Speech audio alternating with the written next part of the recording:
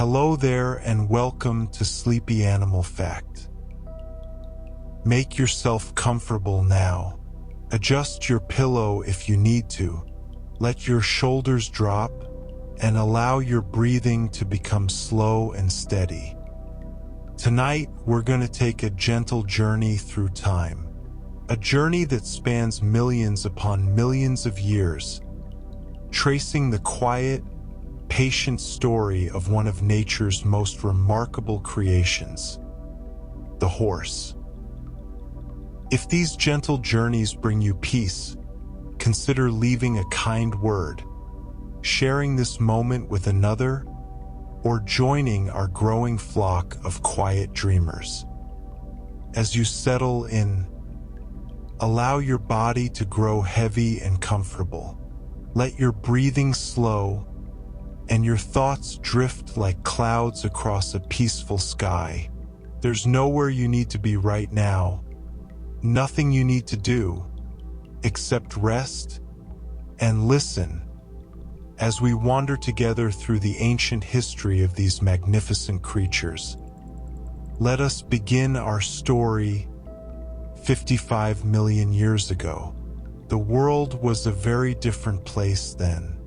Warm, humid forests stretched across much of the earth, and the air was thick with the scent of ferns and flowering plants. Beneath the towering canopy of ancient trees, a small creature moved quietly through the undergrowth. This was Eohippus, sometimes called the dawn horse, and if you were to see one today, you might not recognize it as a horse at all. Eohippus was roughly the size of a small dog, perhaps like a fox terrier, standing no more than 14 inches tall at the shoulder.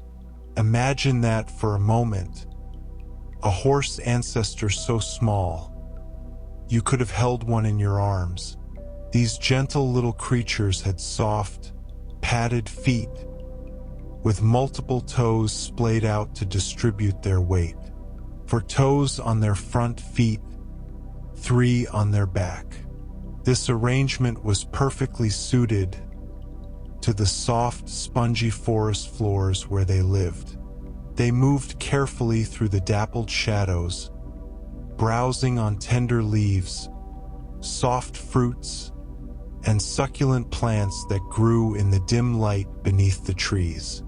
There was no need for speed in those ancient forests, no wide-open plains to gallop across.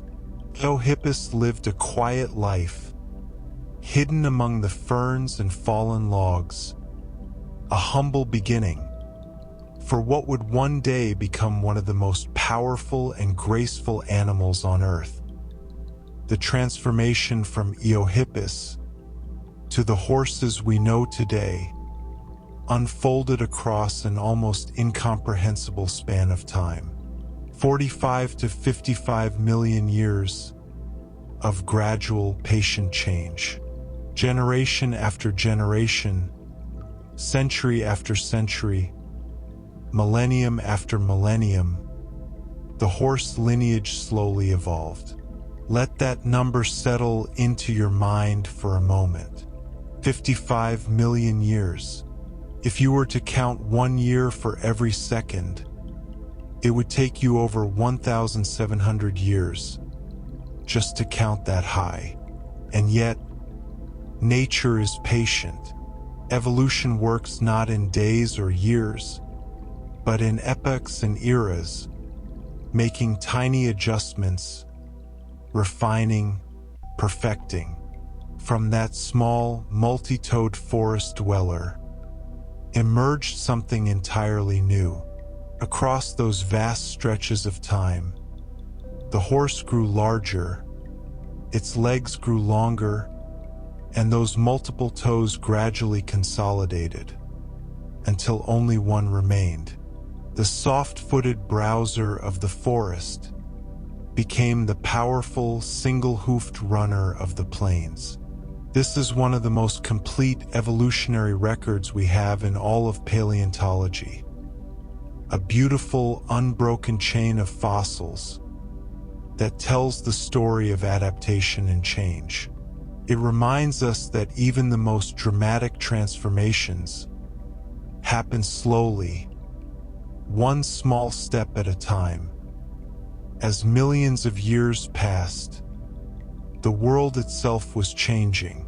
The dense forests that Eohippus had called home began to thin and retreat. In their place, something new was spreading across the continents. Grasslands, vast open prairies, stretching to the horizon, covered in waving grasses that rippled like the sea. This was a new world, with new challenges. Grass, you see, is not an easy food to eat. Unlike the soft leaves and fruits of the forest, grass is tough and fibrous. Worse still, grass contains tiny particles of silica, the same mineral found in sand and glass. Every bite of grass wears down the teeth of whatever creature eats it.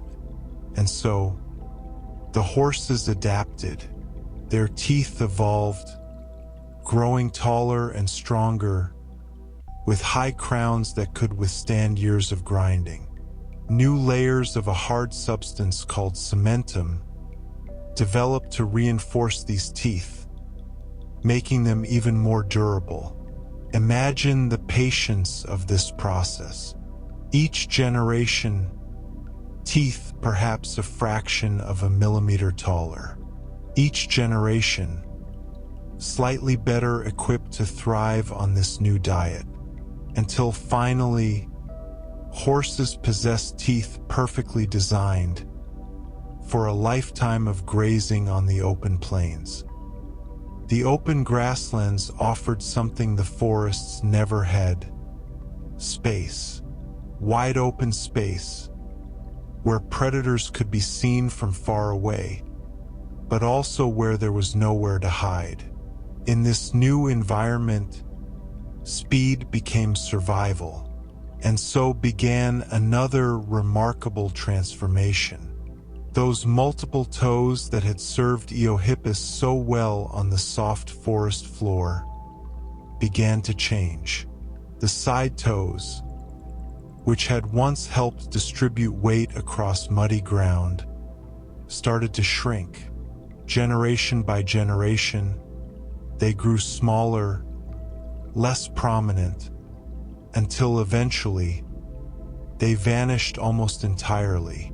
All the weight of the horse came to rest upon a single central toe.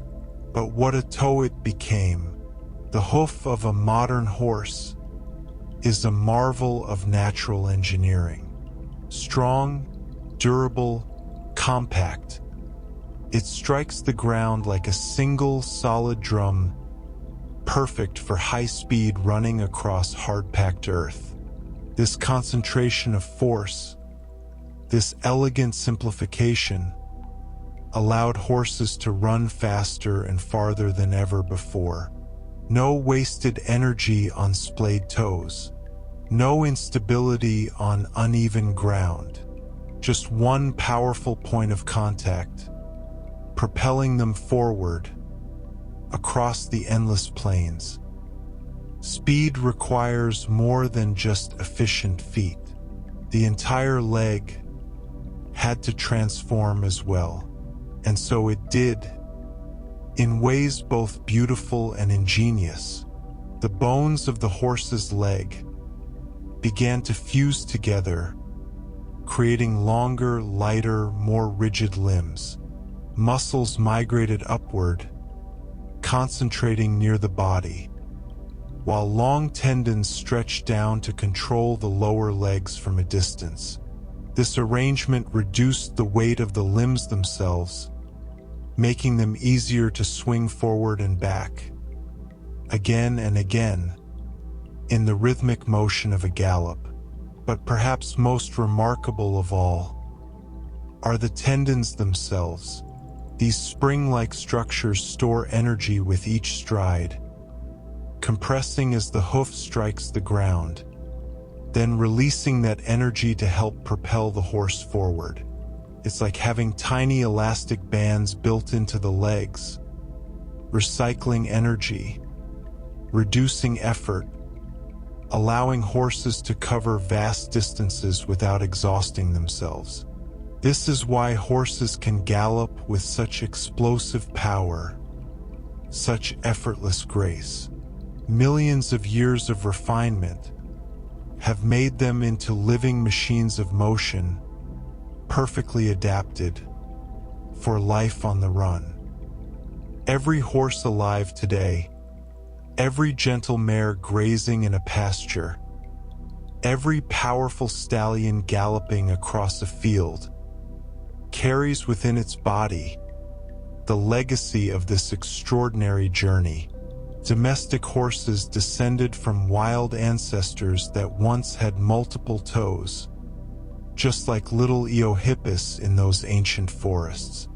But evolution, in its patient wisdom, reduced these many toes to just one main weight-bearing digit, the hoof, optimized for running efficiency. When you look at a horse's leg, you are looking at millions of years of refinement, a structure honed by time and necessity into something approaching perfection. The bones that remain, the single toe that carries all that weight, is actually homologous to your own middle finger or middle toe. The horse, in a sense, runs on its fingertip. Just one fingertip, supporting an animal that may weigh over 1,000 pounds, moving at speeds of up to 40 miles per hour. It's a reminder that evolution doesn't add without purpose, and it doesn't keep what isn't needed. Every part of the horse has been shaped by the demands of survival, sculpted by the long, slow hand of time. As we move forward through the ages, we come to the Pleistocene epoch, a time of ice ages and dramatic climate shifts, beginning about 2.5 million years ago. During this era, horses spread across continents and adapted to remarkably different environments.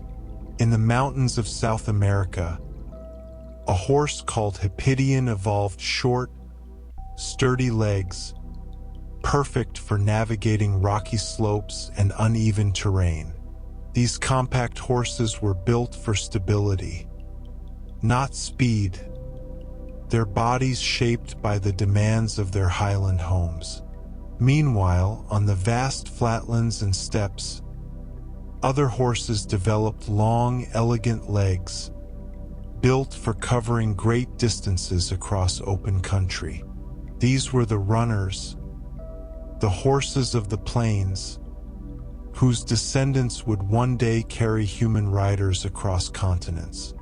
It's beautiful to consider how the same basic animal can be shaped so differently by its environment. Mountains create one kind of horse, plains create another. Nature sculpts each creature to fit the world it lives in. Today, only one truly wild horse species remains on Earth. Not feral horses that have escaped from domestication, but a horse that has never been tamed. This is Przewalski's horse, named after the Russian explorer who brought them to the attention of Western science in the late 19th century. These remarkable animals survive today, though their story has not been an easy one. They once roamed the steppes of Central Asia in great numbers, but hunting and habitat loss pushed them to the very edge of extinction. By the mid-20th century, Przewalski's horses had vanished from the wild entirely. But they did not disappear. A small population survived in zoos and breeding programs around the world, and through careful, dedicated conservation efforts, they have been reintroduced to their native lands.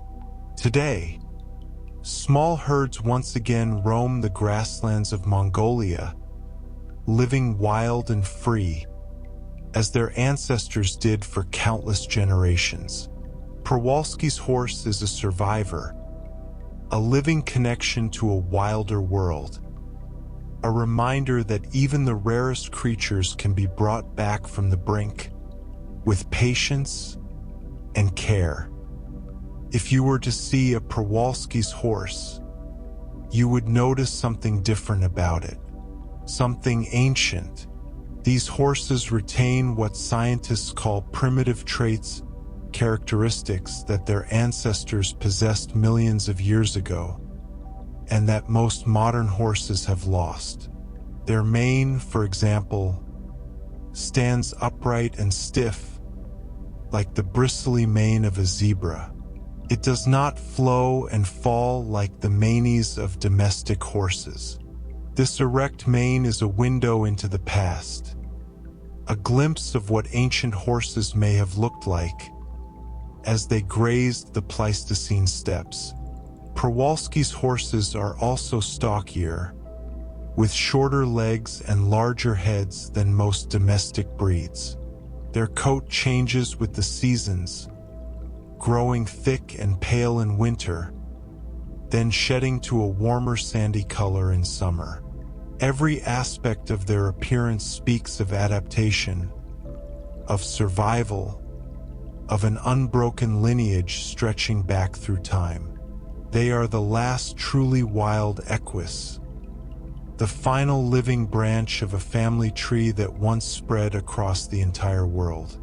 In their sturdy bodies and watchful eyes, we see the echo of horses past. And now, our story arrives at a turning point, a moment when the long, slow journey of horse evolution intersected with human history. For thousands of years, horses and humans lived alongside each other, but apart. Horses were wild creatures, hunted sometimes for food, but never partners. Then, roughly 5,000 years ago, on the vast Eurasian steppes, something changed. Humans began to domesticate horses, not just to eat them, but to ride them, to work alongside them, to form a bond that would reshape the course of civilization. From those steppes, horses carried humans across continents. They pulled plows that tilled fields and chariots that won wars. They enabled trade and exploration, communication and conquest. For thousands of years, the horse was humanity's most important partner, the engine of empires, the companion of countless journeys. Even today, when cars and trains have replaced horses in so many ways, these animals remain beloved. We ride them for pleasure, care for them with devotion, and marvel at their beauty and grace. The partnership that began 5,000 years ago continues still, and so we have traveled together through the first chapter of our story. From the tiny, dog-sized Eohippus, browsing quietly in ancient forests, to the proud, powerful horses that have carried humanity through history. 55 million years of change. 55 million years of patient adaptation.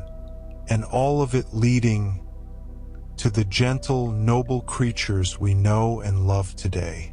Let these images rest softly in your mind as you continue to relax.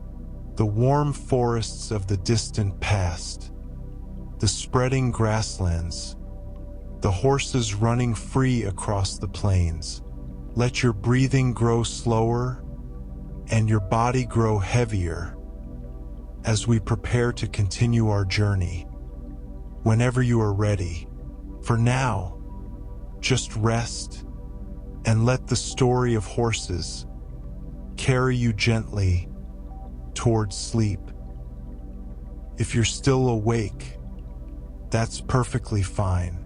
And if you're drifting somewhere between waking and sleep, that's fine too. Just let yourself be wherever you are as we continue to explore the gentle wonders of these remarkable animals. In our first chapter, we traveled through millions of years of evolution, watching the horse transform from a tiny forest creature into the powerful, graceful animal we know today. Now, let us explore the astonishing variety that exists among horses in our modern world. The many breeds, the countless colors, the beautiful diversity that humanity and nature have created together. Take a slow, deep breath and let it go. Feel your body relaxing even more deeply as we wander through pastures filled with horses of every shape and size. Let us begin with the proper name of the creature we have been discussing all this time. The domestic horse belongs to the family Equidae, a group that also includes donkeys and zebras. Within this family, the horse is classified as a subspecies of Equus ferus, the wild horse. This full scientific name is Equus ferus cabalis. These Latin words may seem dry and technical, but they carry meaning. Equus speaks of the ancient lineage of horse-like animals, a line stretching back millions of years. Ferus means wild, connecting the domestic horse to its untamed ancestors. And cabalis, from which we get words like cavalry and cavalier, refers specifically to the horse as we know it today.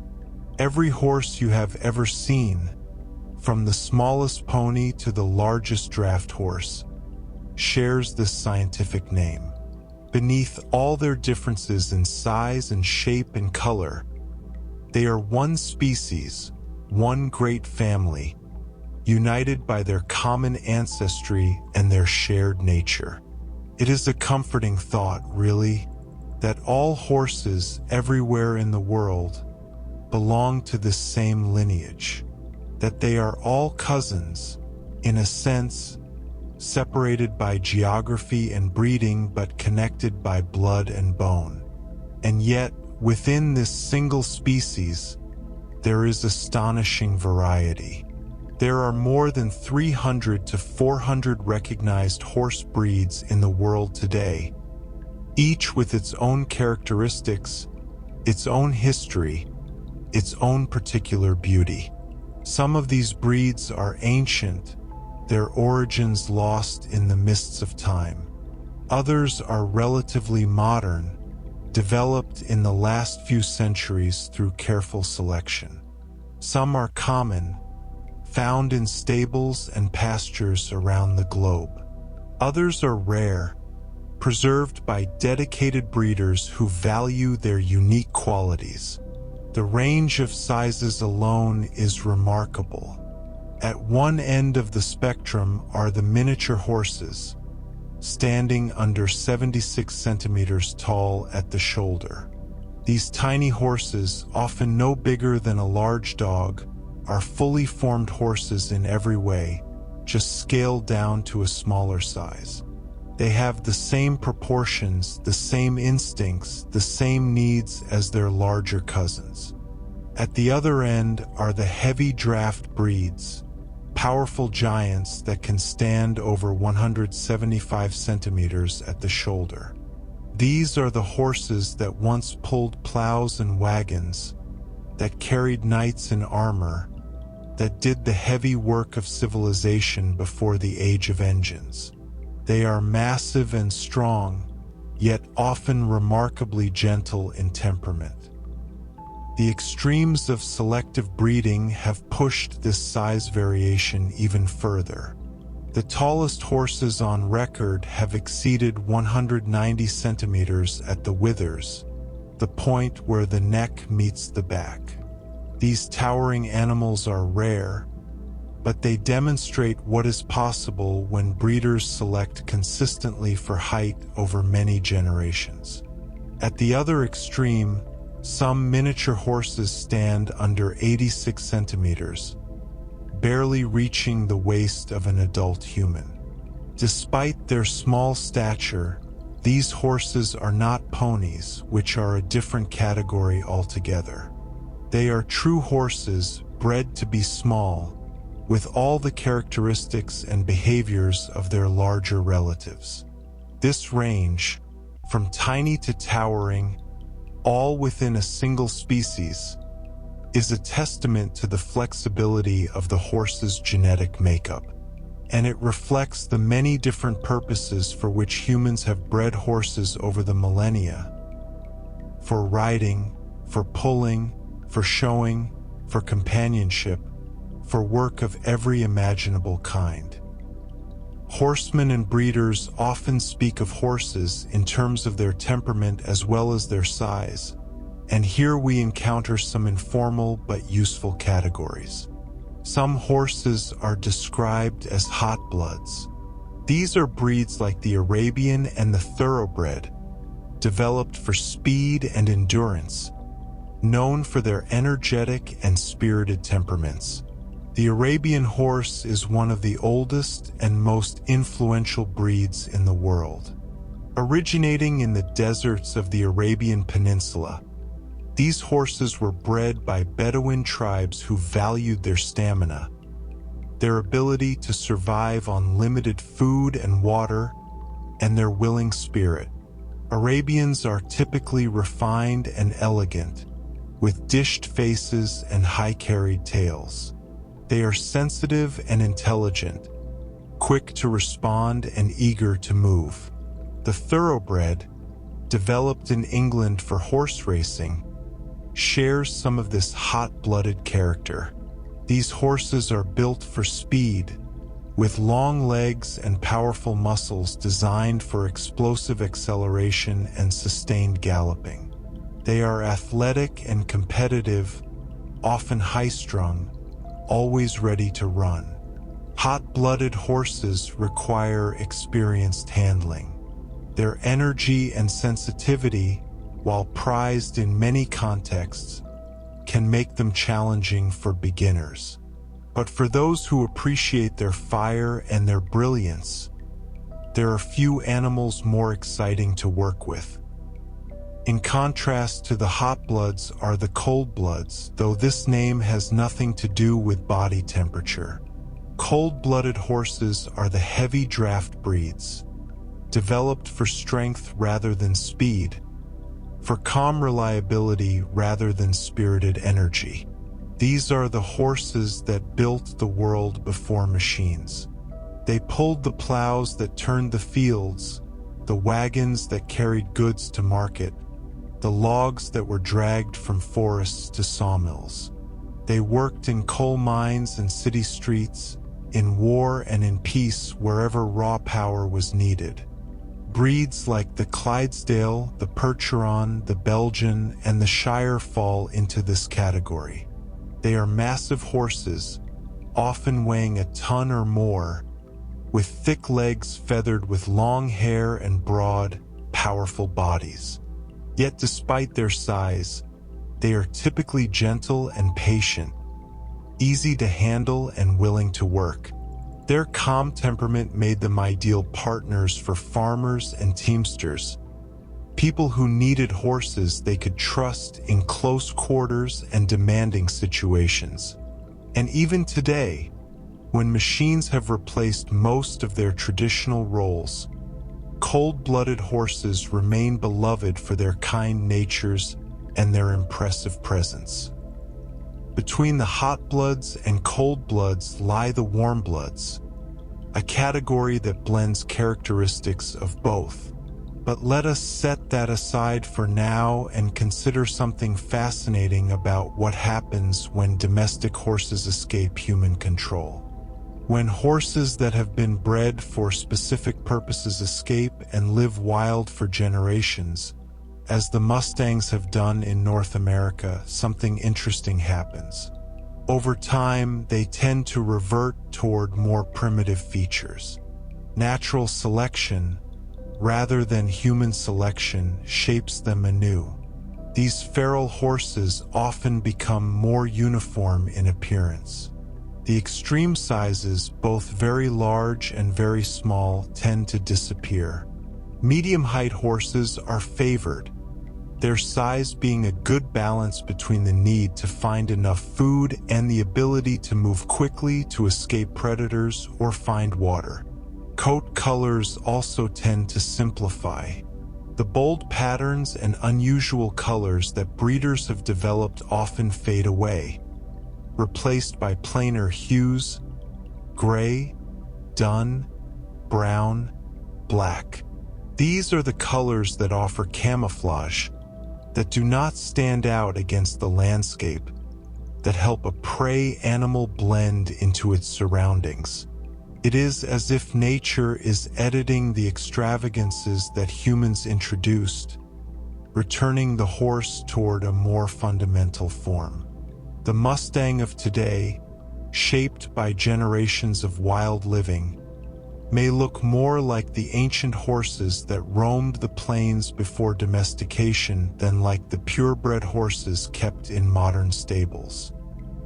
But among domestic horses, coat color remains wonderfully varied, and understanding how these colors arise leads us into the fascinating world of genetics. The color and pattern of a horse's coat are controlled by multiple genes, interacting with one another in complex ways. Some genes determine the base color of the coat.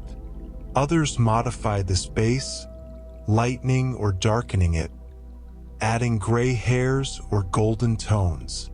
Still others control patterns, determining whether a horse will be solid-colored or marked with patches and spots. From these genetic interactions arise the many colors we see in horses. Bay, with its rich brown body and black points. Chestnut, a warm reddish-brown without any black. Gray, which can range from nearly white to dappled silver. Palomino, a golden body with a pale, flaxen mane and tail. And then there are the patterns. Pinto horses, marked with large patches of white and another color. Appaloosas, with their distinctive spotted coats and mottled skin. Roans, whose coats are sprinkled with white hairs among the base color. Each combination of genes produces a different result, and the possibilities are vast. No two horses are exactly alike in their coloring, and part of the joy of horses is appreciating this endless variety. Here is something quite wonderful that many people do not know. Every horse has unique markings that can be used to identify them, much like fingerprints in humans. One of the most reliable of these natural identifiers is found in the coat itself. The hair of a horse grows in patterns called whorls, small spirals where the direction of hair growth changes. These whorls are found all over the horse's body, but they are particularly noticeable on the forehead and chest, and they are unique to each individual. The pattern of whorls on a horse forms a kind of natural fingerprint, a signature written in the lay of the hair. By mapping these whorls, it is possible to identify a horse with certainty, distinguishing them from every other horse in the world. This has practical applications for registration and identification. Before microchips and modern technology, these natural markings were carefully recorded as a way of documenting which horse was which, and they remain useful today as a backup form of identification, a permanent marker that cannot be lost or removed. Beyond these visible markings, The hair of a horse also carries genetic information that serves as another kind of fingerprint. DNA can be extracted from hair samples and analyzed, revealing a genetic profile unique to each individual horse. This genetic fingerprinting is used for many purposes. It can confirm parentage, verifying that a foal is indeed the offspring of the claimed sire and dam. It can identify stolen horses, matching a recovered animal to its records. It can aid in breeding decisions, detecting carriers of genetic diseases before they are passed to the next generation. The hair that we brush and braid and admire for its beauty is also a record, a biological archive carrying information about who the horse truly is. It is a reminder that even the simplest parts of the horse, the things we see every day, hold depths we might not immediately appreciate. Finally, let us turn to the skeleton, the framework that supports everything else. A horse has around 205 bones in its body, slightly fewer than the average adult human, who typically has 206.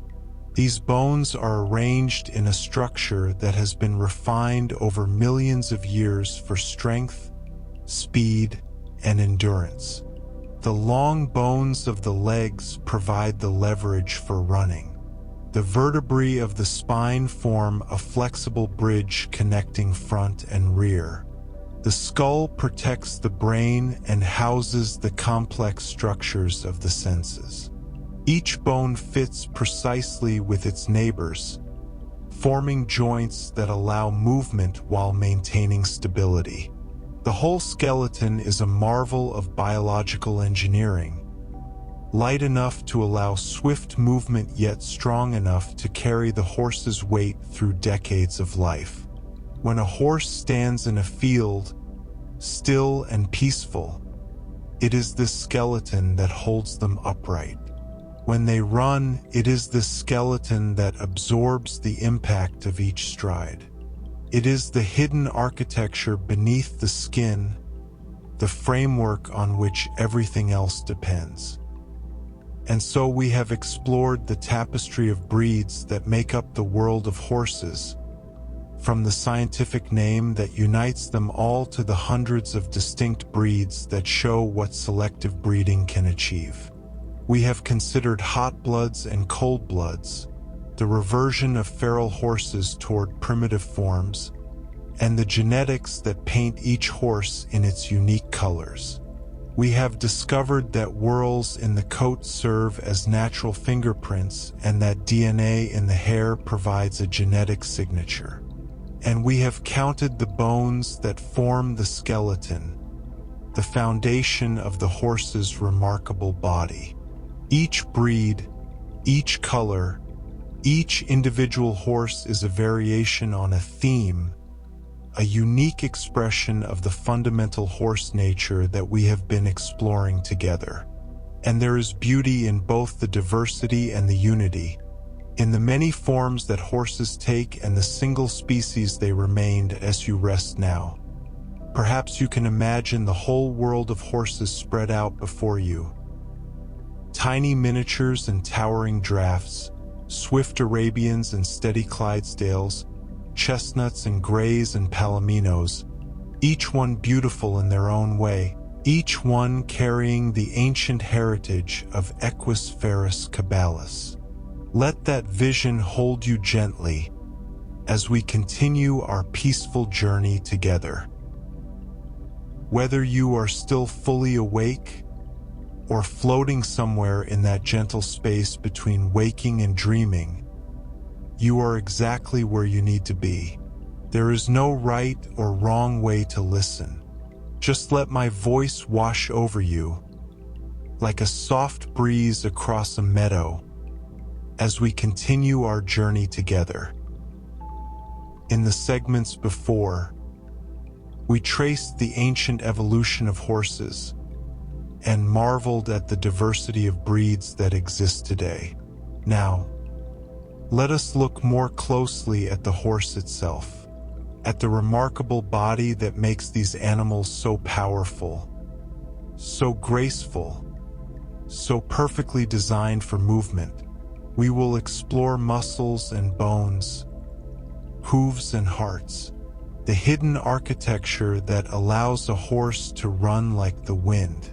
Take a slow breath, let your shoulders drop, and settle in as we discover the wonders that lie beneath the horse's beautiful coat. A horse is, in many ways, a creature built for motion, and nothing demonstrates this more clearly than the sheer amount of muscle packed into its body. Around half of a horse's total body weight is made up of muscle. Think about that for a moment. Half. If a horse weighs 1,000 pounds, 500 of those pounds are muscle. Layer upon layer of powerful fibers, wrapping around bones, sliding over one another, contracting and relaxing with every movement. This is very different from many other large animals. Some creatures store much of their weight as fat, reserves for lean times, insulation against the cold. But horses evolved not for storage, but for speed, for power, for the ability to explode into motion at a moment's notice, and to sustain that motion across vast distances. All that muscle serves a purpose. It propels the horse forward in a gallop. It allows sudden turns and stops. It powers the legs through thousands upon thousands of strides, day after day, year after year. A horse's body is an engine, and muscle is its fuel and its machinery, all wrapped into one. When you watch a horse move, you are watching half a ton of muscle working in perfect coordination. A symphony of strength, composed by millions of years of evolution. If you look at a horse's leg, you might notice something curious. The lower portion, from roughly the knee down on the front legs, or the hock down on the hind legs, seems almost delicate, slender. There's very little bulk there compared to the powerful haunches and shoulders above. This is not an accident. It is a masterpiece of engineering. You see, the lower leg of a horse is, in effect, an elongated foot, and most of the muscles that control this lower portion are located much higher up, near the body. Long tendons run down from those upper muscles, like cables in a suspension bridge, connecting to the bones and joints below. This arrangement keeps the lower legs remarkably light. Less weight at the end of the leg means less energy needed to swing it forward and back, again and again, with every stride. Imagine trying to run while holding heavy weights in your hands. Now imagine those weights attached to your shoulders instead, leaving your hands free and light. That is essentially what the horse's leg design achieves. Power at the top, lightness at the bottom, and efficiency throughout. This is why horses can move their legs so quickly, with such fluid grace. The physics of their design favor speed. The anatomy of a horse's leg can be confusing at first glance. The joints seem to bend in unexpected ways. What we casually call the horse's knee, on the front leg, that prominent joint partway down, is not actually equivalent to a human knee at all. That joint corresponds anatomically to a human wrist. The bones above it are similar to our forearm bones. The bones below, are like the bones in our hand. What looks like a backward bending knee is actually a wrist flexing in the same direction your own wrist would flex. Similarly, the hock on the horse's hind leg, that angular joint that seems to bend backward, is not a knee either. It corresponds to the human ankle. The long section below it is essentially an elongated foot, walking on what would be the tip of a single toe.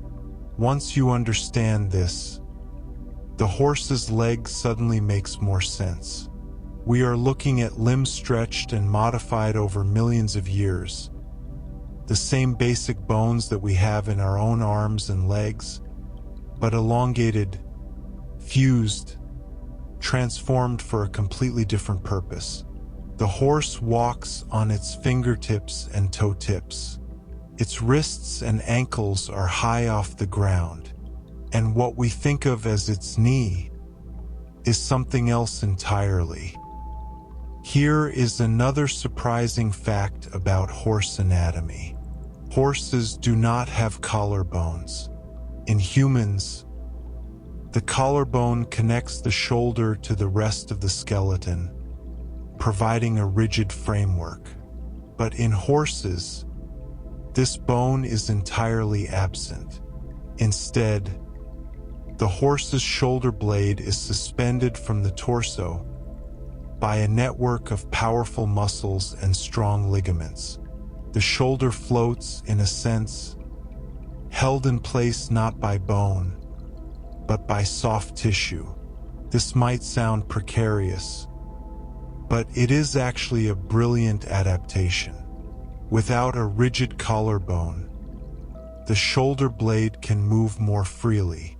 It can slide forward and back with each stride, extending the horse's reach, lengthening its step. This arrangement also provides exceptional shock absorption. When a horse's front hoof strikes the ground, the impact doesn't travel through rigid bone directly into the spine. Instead, those muscles and ligaments cushion the blow, absorbing the force, protecting the body from the jarring impacts of running. Think of it as a natural suspension system. The shoulders are decoupled from the skeleton, free to move, free to absorb, free to carry the horse forward with smooth and flowing motion. Let us move further down the leg now, to the hoof itself, that hard, curved structure that strikes the ground with every step. What exactly is a hoof made of?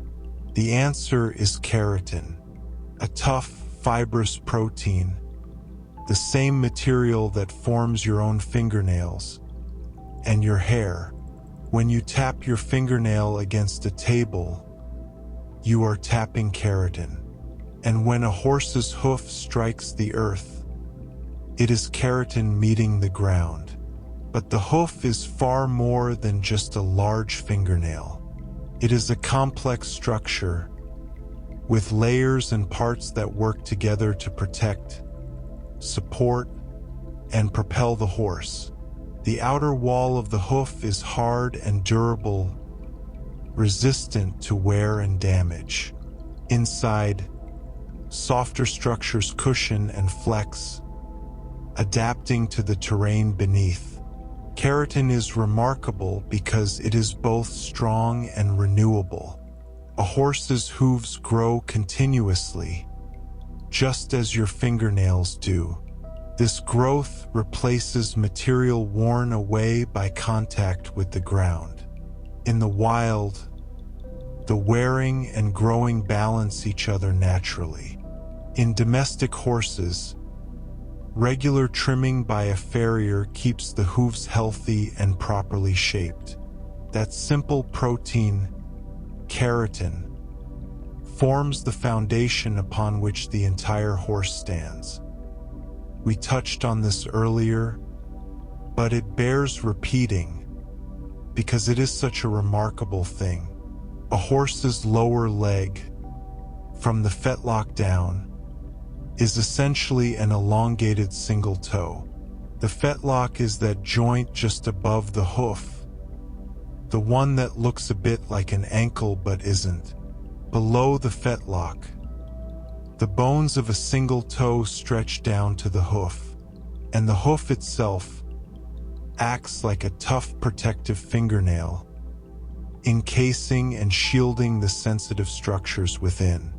Imagine walking on just your middle finger with a thick, hard nail wrapped around the tip. That is, in essence, what a horse does with every step. One toe, one nail, supporting an animal that may weigh over 1,000 pounds. But the hoof is more than just protection. It also acts as a shock absorber. When the hoof strikes the ground, it flexes ever so slightly, distributing the impact, spreading the force across its structure. Blood vessels within the hoof help cushion each step, acting almost like hydraulic fluid, absorbing and dispersing energy. Every stride, every step, every moment of standing still rests upon this single, remarkable toe. Just above the hoof, between the hoof and the fetlock, lie the pastern bones. These small bones might not look like much, but they perform an essential function. They act as springs. When a horse is galloping at full speed, the forces involved are tremendous. Each time a hoof strikes the ground, it may absorb up to 500 kilograms of force. That is over 1,100 pounds, concentrated into a single leg in a fraction of a second. The pastern bones, along with the joints and tendons around them, flex under this impact. They compress slightly, like a spring being pushed down, and then rebound. This flexion absorbs much of the shock, preventing it from traveling up into the joints above, where it could cause damage over time. Without this spring-like action, the constant pounding of running would quickly break down the horse's legs. But evolution has provided this elegant solution. A built-in suspension system, right there in the lower leg, protecting the horse's body from the relentless forces of motion.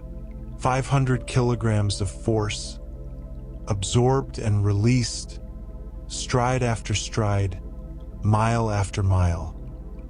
Deep within the hoof, tucked behind the pastern bones, lies a small but important structure called the navicular bone. It is a tiny bone, shaped somewhat like a little boat, which is actually what its name means. Navicular, from the Latin for boat. The navicular bone serves as a pulley of sorts, guiding the deep digital flexor tendon as it passes through the hoof. It also helps absorb shock, sharing the tremendous forces that pass through the hoof with every step. But this small bone carries a heavy burden. In some horses, especially those subjected to hard work on unforgiving surfaces, the navicular bone can become overstressed.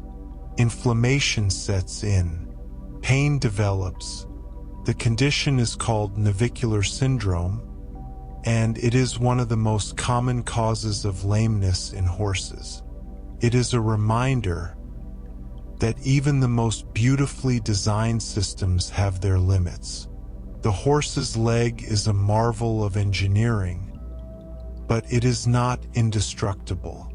Care must be taken, proper footing provided, workloads managed, to keep these intricate structures healthy and sound.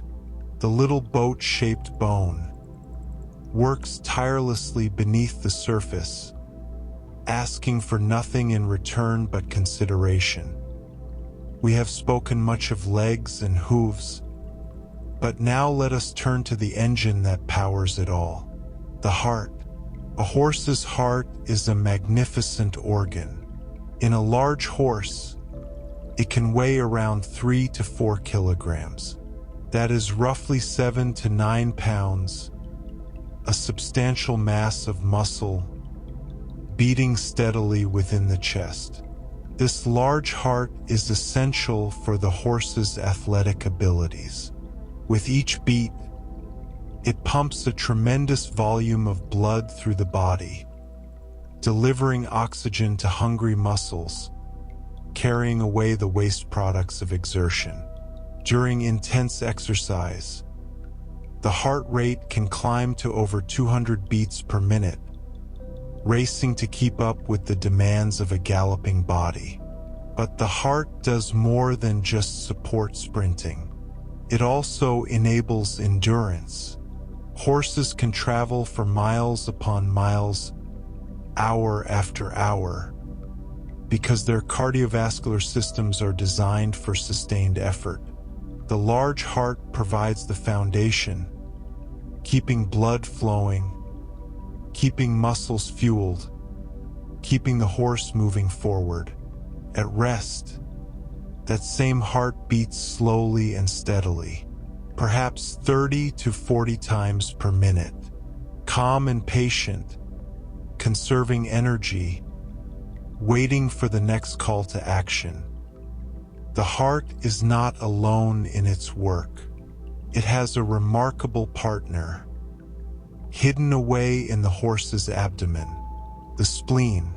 In most animals, the spleen is a modest organ, involved in filtering blood and supporting the immune system. But in horses, the spleen is unusually large, and it has a special ability. When a horse is at rest, the spleen stores a reservoir of red blood cells. These oxygen-carrying cells wait there, held in reserve, like reinforcements waiting to be called into battle. Then, when the horse begins to exercise, something remarkable happens. The spleen contracts. It squeezes down, flooding the bloodstream with those stored red blood cells. Suddenly, the blood is richer in oxygen-carrying capacity. The muscles receive more fuel. Performance increases. The horse can run faster, push harder, sustain effort longer. This is why horses can go from standing quietly to explosive speed so quickly. It is not just muscle and heart, but this hidden reservoir of red blood cells, released on demand, boosting performance when it matters most. The spleen is like a secret weapon, deployed in moments of peak effort, and then quietly refilling, preparing for the next time it is needed. And so, we have journeyed through the hidden architecture of the horse, from the powerful muscles that make up half its weight, to the light, efficient design of its lower legs, from the surprising anatomy of joints that aren't what they seem, to the floating shoulders that absorb the shock of every stride. We have explored the keratin hoof, the single toe that carries 1,000 pounds, the pastern springs that protect against impact, and the tiny navicular bone that works so hard beneath the surface. We have marveled at the great heart that powers it all, and the spleen that floods the blood with oxygen when speed is needed. Every part works together. Every structure has its purpose. The horse is not just an animal. It is a living machine, refined by millions of years of evolution into something approaching perfection. Let these thoughts settle gently into your mind as you continue to relax.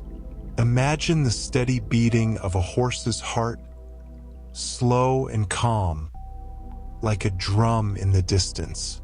Let that rhythm soothe you, steady you, carry you deeper into rest. There is more to discover, more wonders to explore. But for now, just breathe and rest, and let the quiet strength of horses hold you softly as you drift towards sleep. Feel the weight of your body supported and held. There is nothing you need to do, nowhere you need to be, except here, listening, drifting, as we continue to explore these magnificent creatures together. We discovered the remarkable architecture of the horse's body, the muscles and bones, the tendons and hooves, the heart that powers it all. Now, let us look at how that body performs, how it moves through the world with such speed and grace, and how it senses the world around it. Now, we will explore the systems that allow horses to run like the wind, and the senses that keep them safe as they do. Breathe slowly, let your thoughts grow quiet, and come with me into the world of speed and senses. We spoke briefly before about the horse's spleen, that hidden organ that releases red blood cells during exercise. But let us return to it now, because its capabilities are truly extraordinary. The horse's spleen is not like ours. It is elastic, flexible, capable of expanding to hold a remarkable reservoir of blood. When a horse is at rest, standing quietly in a pasture or dozing in a stall, the spleen fills with reserve blood, up to 50 liters of it. 50 liters, that is more than 13 gallons, waiting silently in that one organ. Then, when the horse begins to move, when muscles demand more oxygen and the heart begins to race, the spleen contracts. It squeezes down powerfully, flooding the circulatory system with all that stored blood. Oxygen-rich red blood cells surge through the body, reaching muscles, fueling exertion, enabling performance that would otherwise be impossible. This is why a horse can go from calm to explosive so quickly, carries its own reserve fuel supply, hidden within its body, released on demand. The spleen is like a biological turbocharger, boosting the horse's capabilities precisely when they are needed most. 50 liters of reserve blood. It is almost difficult to comprehend, and yet it is there, quietly waiting, in every horse you have ever seen. The blood itself is special too. Horse red blood cells have a unique characteristic, one that makes them particularly efficient at their job. In many mammals, including humans, red blood cells contain a nucleus when they are first formed. But as they mature, they lose this nucleus, becoming the familiar disc-shaped cells that carry oxygen through our bodies. Horses follow this same pattern. Their mature red blood cells lack nuclei entirely. This might seem like a small detail, but it matters. Without a nucleus taking up space inside the cell, there is more room for hemoglobin. Hemoglobin is the protein that actually binds to oxygen, that picks it up in the lungs and carries it to the tissues.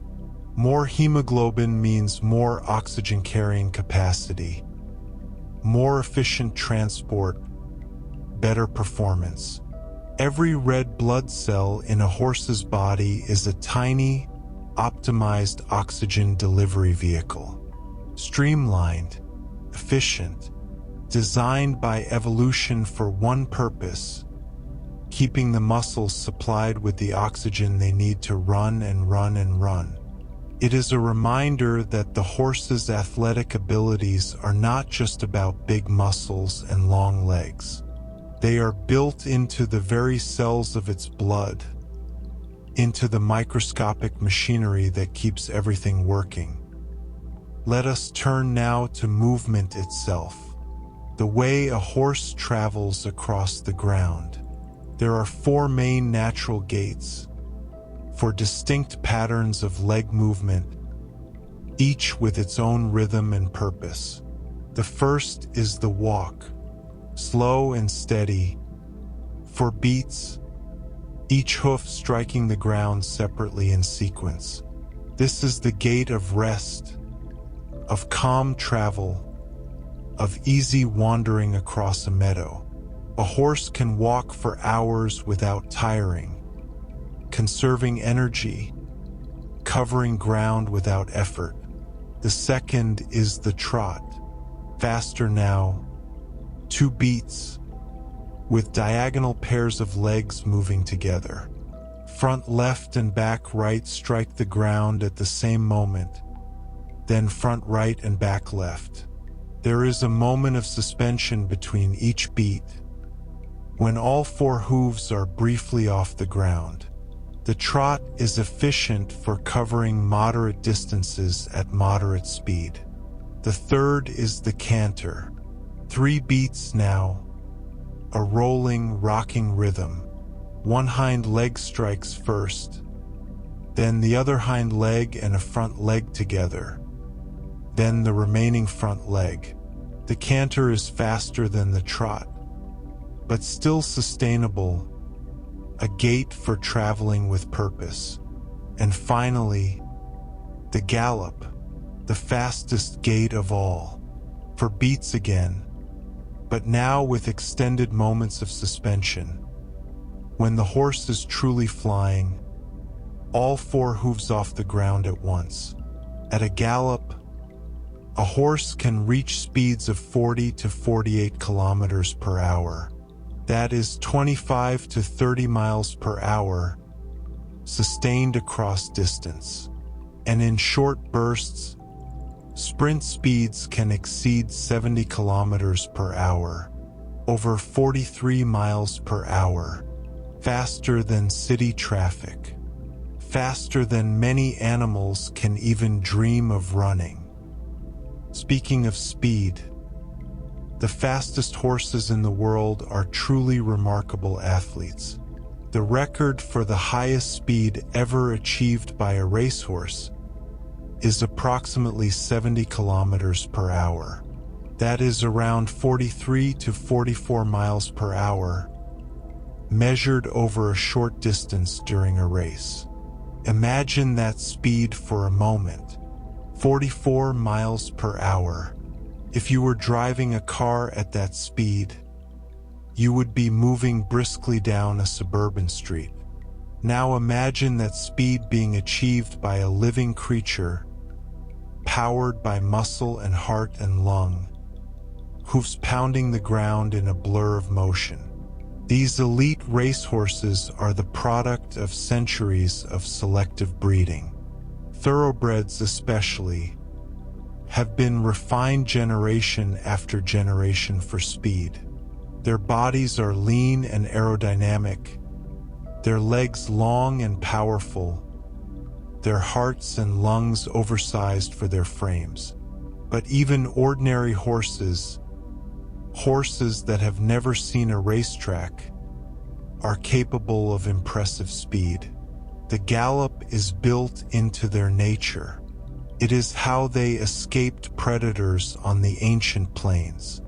It is in their blood, in their bones, in every fiber of their being. To watch a horse run at full speed is to witness millions of years of evolution expressed in a few thundering seconds.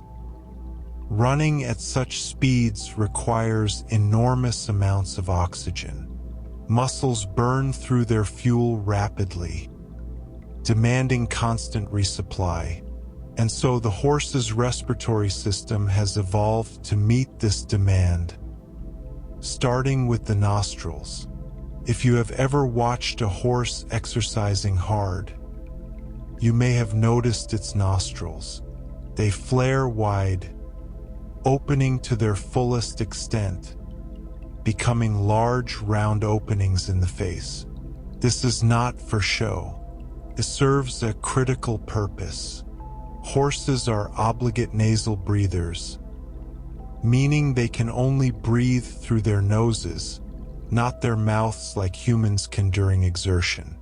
Every breath must pass through those nostrils. And when the demand for oxygen spikes during a gallop, the nostrils must open as wide as possible to allow maximum airflow.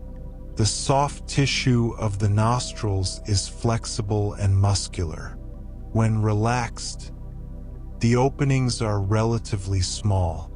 But when the horse begins to work hard, muscles pull the nostrils open, widening the passageways, reducing resistance to airflow. Air rushes in and out more freely, feeding the hungry lungs beneath. Those flaring nostrils are a sign of effort, of exertion, of a body working at its limits. They are gateways through which the breath of life passes, again and again, with every stride. Once air passes through the nostrils, it travels down into the lungs. And what lungs they are! The horse's respiratory system is built for capacity, for the massive gas exchange that high-speed running demands. The rib cage of a horse is deep and spacious, formed by 18 pairs of ribs that curve gracefully around the chest. These ribs protect the lungs while also allowing them to expand dramatically with each breath. When a horse inhales deeply during exertion, the rib cage swells visibly, accommodating the influx of air. Inside, the lungs themselves are marvels of surface area. Millions upon millions of tiny air sacs called alveoli, each one surrounded by delicate blood vessels. Oxygen passes from the air into the blood at these microscopic interfaces, while carbon dioxide passes out to be exhaled. The more surface area available, the more gas exchange can occur. And horses have evolved generous lung capacity precisely for this reason. Every breath during a gallop is a massive exchange, oxygen flooding in, carbon dioxide rushing out, keeping the blood supplied, keeping the muscles fueled, keeping the horse running. Breath by breath, the lungs sustain the miracle of motion. Running generates heat, enormous amounts of heat. Muscles working hard produce metabolic warmth as a byproduct, and if this heat is not dissipated, the body's temperature will rise dangerously. Horses have evolved an effective solution to this problem. They sweat profusely, unlike dogs, who pant to cool themselves. Horses rely primarily on sweating. Their skin is covered with sweat glands, and when body temperature rises, these glands produce moisture that spreads across the coat. As this sweat evaporates, it carries heat away from the body, cooling the horse down. This is the same mechanism humans use, and it is quite effective. But horses can sweat even more heavily than we do, producing remarkable amounts of moisture during intense exercise. After a hard gallop, a horse's coat may be dark and slick with sweat, testament to the work its body has done. Sweating allows horses to exercise hard even in warm conditions, something that would be impossible for animals that can only pant. The evaporative cooling keeps their core temperature in check, protecting them from overheating, allowing them to keep running when other animals would have to stop. The sweat itself is interesting. Horses have a special type of sweat gland called apocrine glands, and these glands produce a unique kind of sweat. If you have ever seen a horse working hard in hot conditions, you may have noticed something unusual. The sweat can become frothy, almost like soap lather, forming along the neck, between the legs, anywhere that friction or accumulation occurs. This frothy lather is sometimes called simply lather, and it is a normal part of equine sweating. This frothy quality comes from proteins in the horse's sweat, particularly a protein called latherin.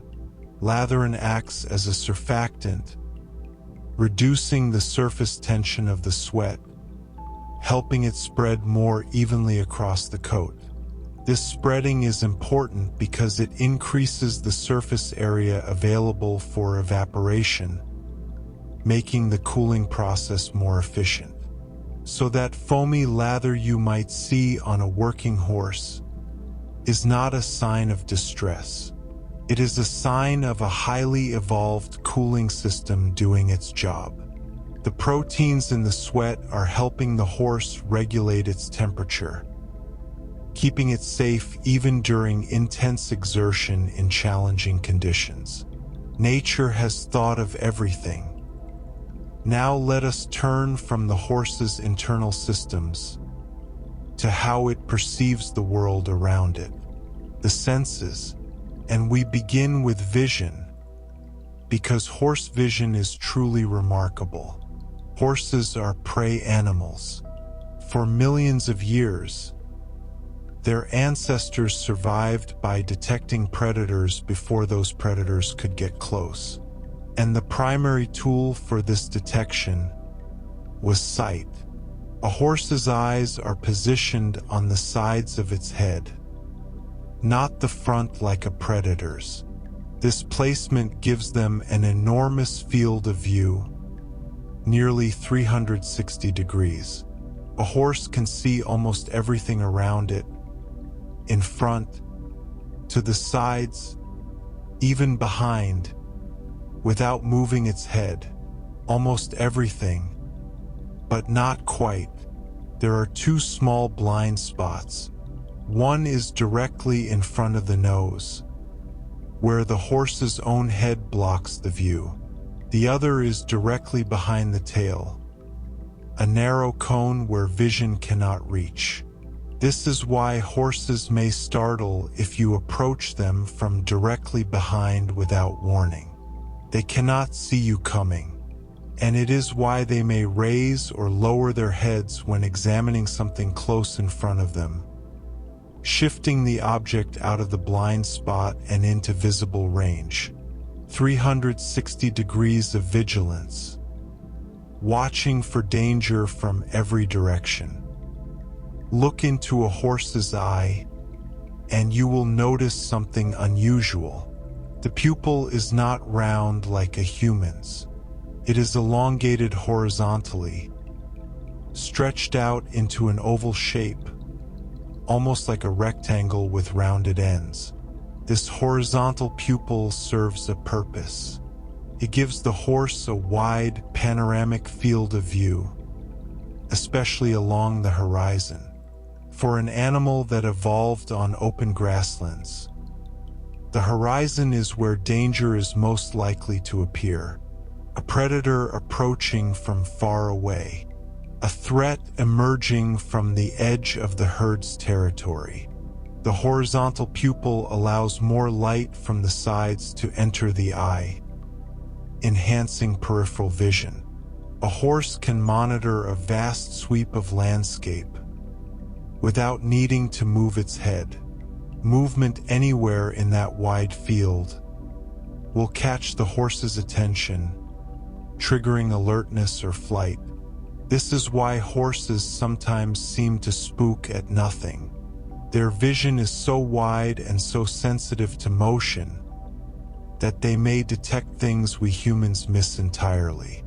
A bird taking flight in the distance, a shadow shifting at the edge of the field, things invisible to us, but clear and present to the horse's panoramic eye. Those beautiful, dark eyes are windows to a different way of seeing the world. Prey animal's way, a survivor's way. And so we have explored the horse as a creature of speed and senses.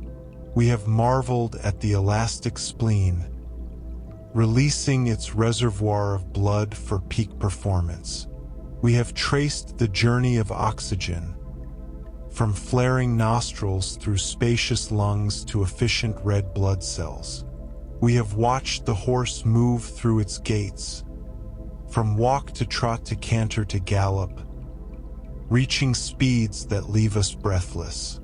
We have felt the sweat on a working horse's coat, understood the frothy lather that helps it cool, and we have looked through the horse's eyes, seeing the world as a panorama of potential threats, watched by horizontal pupils that miss almost nothing. The horse is a creature designed for awareness and escape, for sensing danger and fleeing from it at astonishing speed. Every system in its body supports this fundamental purpose. Let these images rest in your mind now as you continue to drift. Imagine a horse standing quietly in a meadow, ears turning, eyes scanning, muscles relaxed but ready. There is peace in that readiness, calm alertness, a creature at home in its world. Breathe slowly. Let your own vigilance relax. There is no danger here, nothing to flee from, just rest and quiet and the gentle presence of horses as you drift ever closer to sleep. In this chapter, we turn our attention to something truly fascinating: the way horses experience the world around them, their senses, the quiet, constant ways they take in information about their surroundings, about each other, and about the subtle details of life that we might never notice.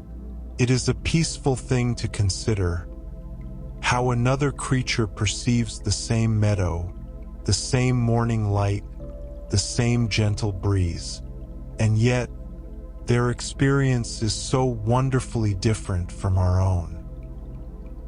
How do horses see the world? Their vision is not quite like ours. Where humans have what we call trichromatic vision, meaning we see the world through 3 types of color receptors, horses have dichromatic vision. This is similar in a way to what we might call red-green color blindness in humans. It means that their palette is softer, more muted in certain ways. The brilliant reds and oranges that we see in an autumn forest, or in a pile of ripe apples, appear differently to a horse, shifted toward yellows and browns, perhaps, or simply blending into tones that we would not quite recognize. And yet, this does not mean the horse's world is dull or colorless. Far from it.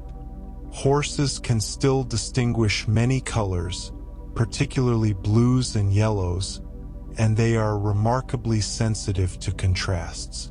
The play of light and shadow across a field, the difference between the pale sky and the dark tree-line, the subtle variations in the coat of a companion standing nearby, all of these are clear and meaningful to the horse's eye.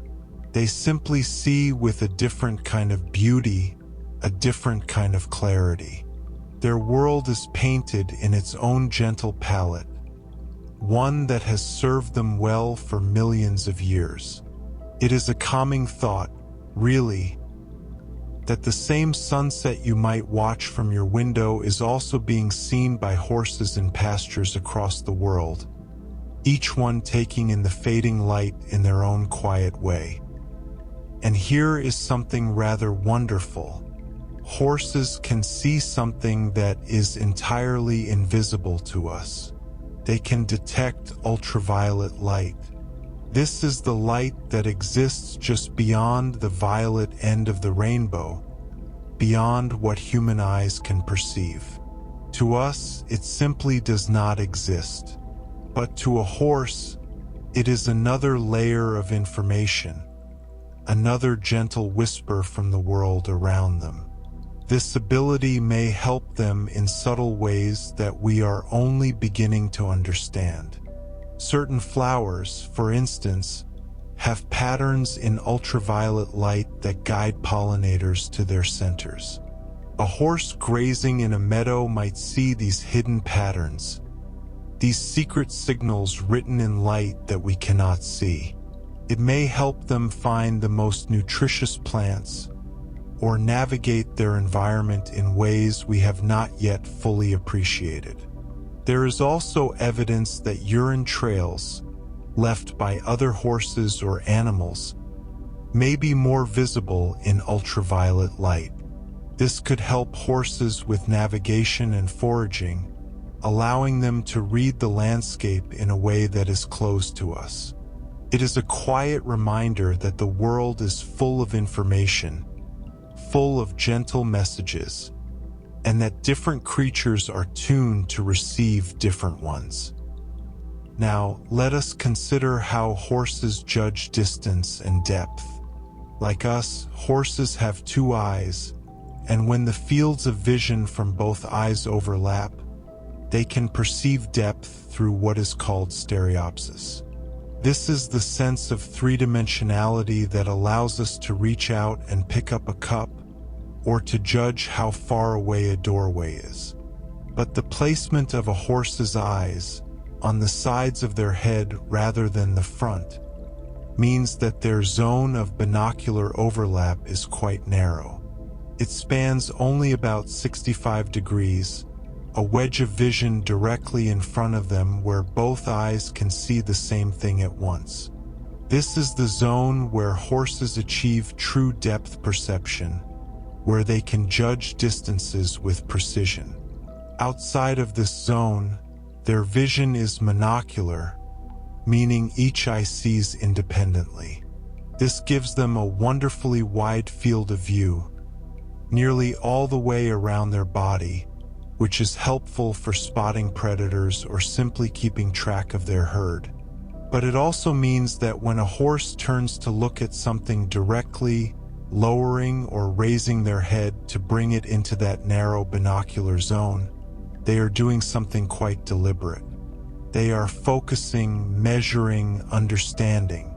It is a gentle thing to picture. A horse in a quiet paddock, turning its head just so, bringing a curious object into that special zone of vision where the world becomes three-dimensional and clear. Let us move now from sight to sound, for horses are also blessed with remarkable hearing. Their ears are elegant and expressive, and they are capable of something quite extraordinary.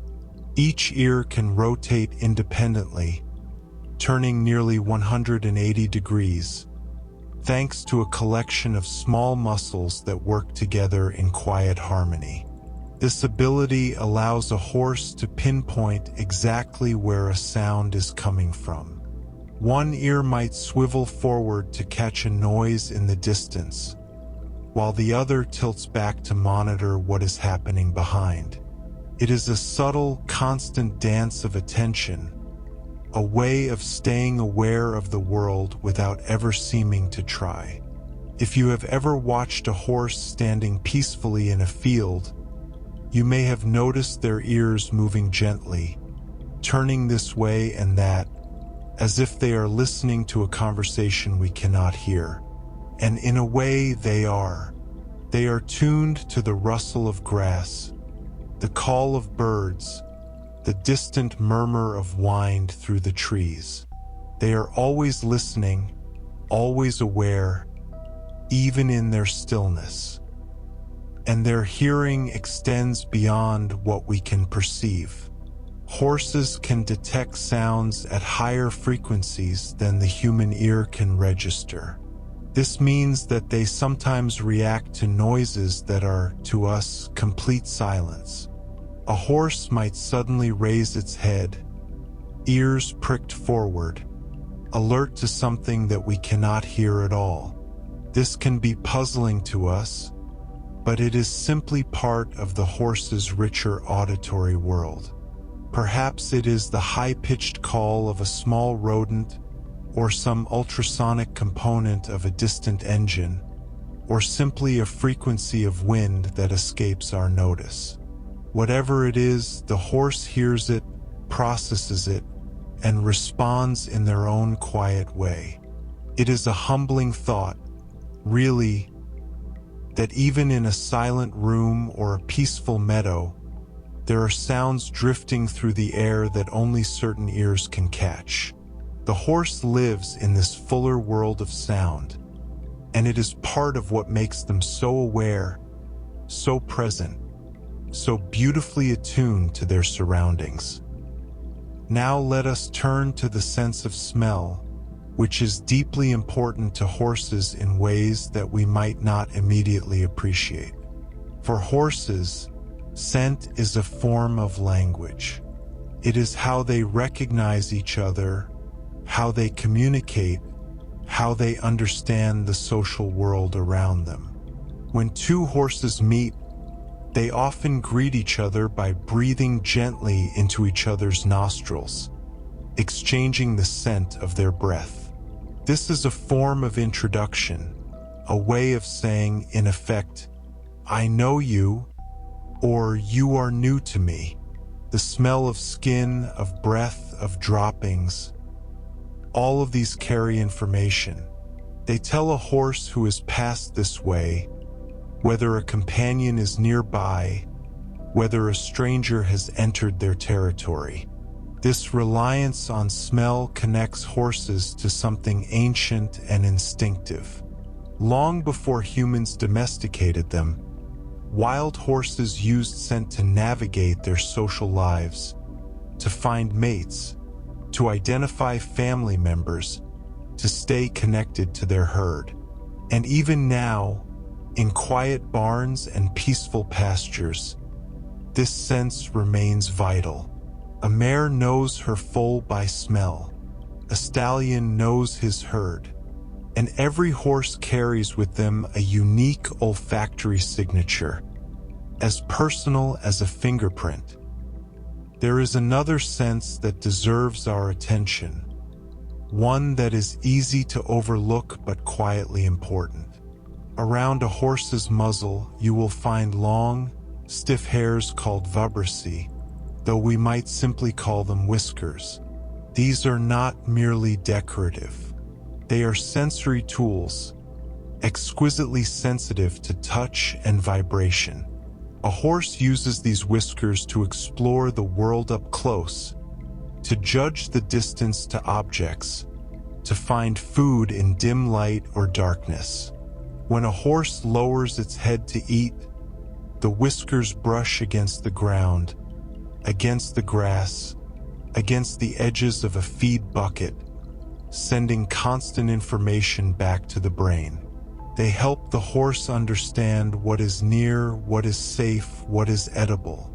For this reason, trimming a horse's whiskers, though sometimes done for cosmetic purposes, can reduce important tactile information. It is a quiet loss, one that the horse cannot explain but surely feels. Those whiskers are a connection to the world, a way of reaching out and touching what is close, and they deserve to be appreciated for the gentle, useful things they are. Let us speak now of the horse's eye once more, for there is a small and lovely feature that often goes unnoticed. Horses have a nictitating membrane, sometimes called the third eyelid. It is a thin, translucent layer that can sweep across the surface of the eye, providing protection and lubrication. You may catch a glimpse of it sometimes, a pale flicker at the inner corner of the eye, there and gone in an instant. It is especially useful in moments of flight or when dust and debris are in the air. It shields the delicate eye without fully closing it, allowing the horse to keep watching the world even as it protects itself. It is a small thing, this third eyelid, but it is one of many quiet adaptations that make the horse so beautifully suited to its life. Every part of them, it seems, has been shaped by time and need, refined into something elegant and purposeful. And speaking of sensitivity, let us consider the horse's skin. It is remarkably responsive to touch, far more than we might expect from such a large and seemingly sturdy animal. A horse can feel the lightest landing of a small insect, the faintest brush of a fly's wings, and will often respond immediately, twitching the skin or swishing the tail to remove the tiny intruder. This sensitivity is part of what makes horses so responsive to gentle handling, so aware of the rider's subtle cues, so attuned to the world around them. Their skin is a vast sensory organ, alive with nerve endings, constantly reporting on temperature, pressure, and touch. It is a lovely thing to consider that beneath that smooth coat, the horse is feeling everything. The warmth of the sun, the coolness of a breeze, the gentle pressure of a hand. They are always sensing, always aware, wrapped in a skin that is as sensitive as it is strong. Finally, let us turn to the horse's legs, those elegant pillars that carry them so gracefully across the earth. On the lower legs, there are specialized areas sometimes referred to as Erb's points. These are regions of particularly precise nerve sensitivity, designed to help the horse localize pain with great accuracy. This explains why horses often react sharply to even minor injuries on their lower limbs. A small cut, a tiny stone bruise, a slight bump, all of these are felt acutely, pinpointed exactly. It is a protective mechanism, a way of alerting the horse to potential damage in a part of the body that is so vital to their survival. For a horse, after all, the legs are everything. They are the means of flight, the tools of movement, the foundation of freedom. And so the body has equipped them with this exquisite sensitivity, this precise awareness, ensuring that even the smallest injury is noticed and attended to. And so we have journeyed through the senses of the horse, through eyes that see in a different palette and detect invisible light, through ears that turn like radar dishes and hear what we cannot, through noses that read the stories of the herd, and skin that feels the landing of a single fly. Each of these senses is a thread in the rich tapestry of the horse's experience, a way of being in the world that is both familiar and wonderfully strange. As you rest now, perhaps you can imagine what it might be like to perceive the world as a horse does. To stand in a quiet field, ears turning gently, whiskers brushing the grass, eyes taking in the soft colors of dusk. It is a peaceful way to be, a way of quiet attention, of gentle awareness, of living fully in the present moment. Let that image carry you now, softly, as we continue our journey together. As you settle deeper into stillness, let your breathing become soft and unhurried. We continue now on our gentle journey through the world of horses, And in this chapter, we will explore something fundamental to their nature: the way they eat, the way they digest, and the quiet, constant rhythm of grazing that shapes so much of their daily life. There is something deeply peaceful about watching a horse graze. The slow, methodical movement of their head as they crop the grass. The soft sound of tearing stems. The steady, patient way they move across a meadow, one small bite at a time. It is a picture of contentment, of an animal perfectly suited to its way of life. And as we will discover, there is a beautiful logic to this behavior, written into every part of their remarkable digestive system. But before we explore the mechanics of digestion, let us pause to appreciate something we touched upon in our last chapter: the senses of the horse and how they vary from one individual to another.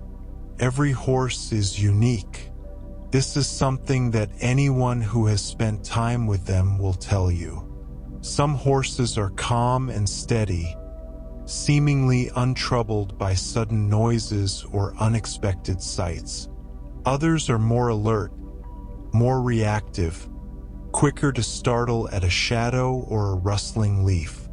And part of this variation comes down to differences in their sensory thresholds, the levels at which they perceive and respond to stimuli from the world around them. These thresholds can vary by breed. Some breeds have been selected over generations for their calm temperament, their ability to remain steady in the face of distractions. Others have been bred for alertness and quick reactions, traits that were valuable for certain kinds of work or survival in particular environments. Age plays a role as well. Young horses still learning about the world may be more reactive, more easily surprised. With time and experience, many horses become quieter, more confident, more able to assess a situation before responding. And here is something quite fascinating. Even coat color may influence sensory sensitivity. Studies have suggested that horses with certain coat colors, linked to specific genetic traits, may have different thresholds for light sensitivity or other sensory inputs. It is a reminder of how intricately everything is connected in the living body, how genes that affect one trait may quietly influence another. All of this variation contributes to what we might call a horse's personality, their trainability, their tendency toward what horsemen call spookiness. It is part of what makes each horse an individual, with their own way of experiencing and responding to the world. Now let us turn to the subject of eating, for this is where we will spend most of our time in this peaceful chapter. To understand how horses eat, we must first understand why they eat the way they do, continuously, patiently, for many hours each day. In natural conditions, horses are constant grazers. Unlike predators, who might eat one large meal and then rest for hours or even days, horses are designed to eat small amounts of fibrous food almost continuously. This is because their digestive system is built around a relatively small stomach and a very long intestine. The food they eat passes through the stomach quickly and is processed slowly over time in the vast chambers of the hindgut. This means that a horse's system works best when there is always a little food moving through it. An empty stomach is not the horse's natural state. Their bodies expect the steady arrival of new material, the constant gentle work of digestion. And so, left to their own devices, horses will graze for hour after hour, moving slowly across the landscape, always nibbling, always processing, always nourished by a stream of small, frequent meals. In truly natural settings, horses may spend up to 18 hours each day foraging. 18 hours. It is a remarkable number, and it speaks to how central eating is to the horse's existence. For most of the day and much of the night, a wild or feral horse is engaged in this quiet, patient work of finding food and consuming it. This constant foraging serves more than one purpose. Of course, it provides the nutrients the horse needs to survive, but it also generates heat. The process of hindgut fermentation, which we will explore in a moment, produces warmth as a byproduct. This internal heat helps the horse maintain its body temperature, especially in cold weather. So when you see a horse grazing peacefully on a chilly morning, know that they are not only feeding themselves but warming themselves as well. Each bite of grass, each slow chew, each swallow is part of a gentle furnace that burns quietly inside them, keeping them comfortable even as the frost melts on the meadow around them. Let us look more closely now at this process of hindgut fermentation, for it is one of the most remarkable features of equine digestion. Horses are what scientists call hindgut fermenters. This means that the breakdown of fibrous plant material, the tough grasses and hay that make up most of their diet, happens not in the stomach but in the large intestine.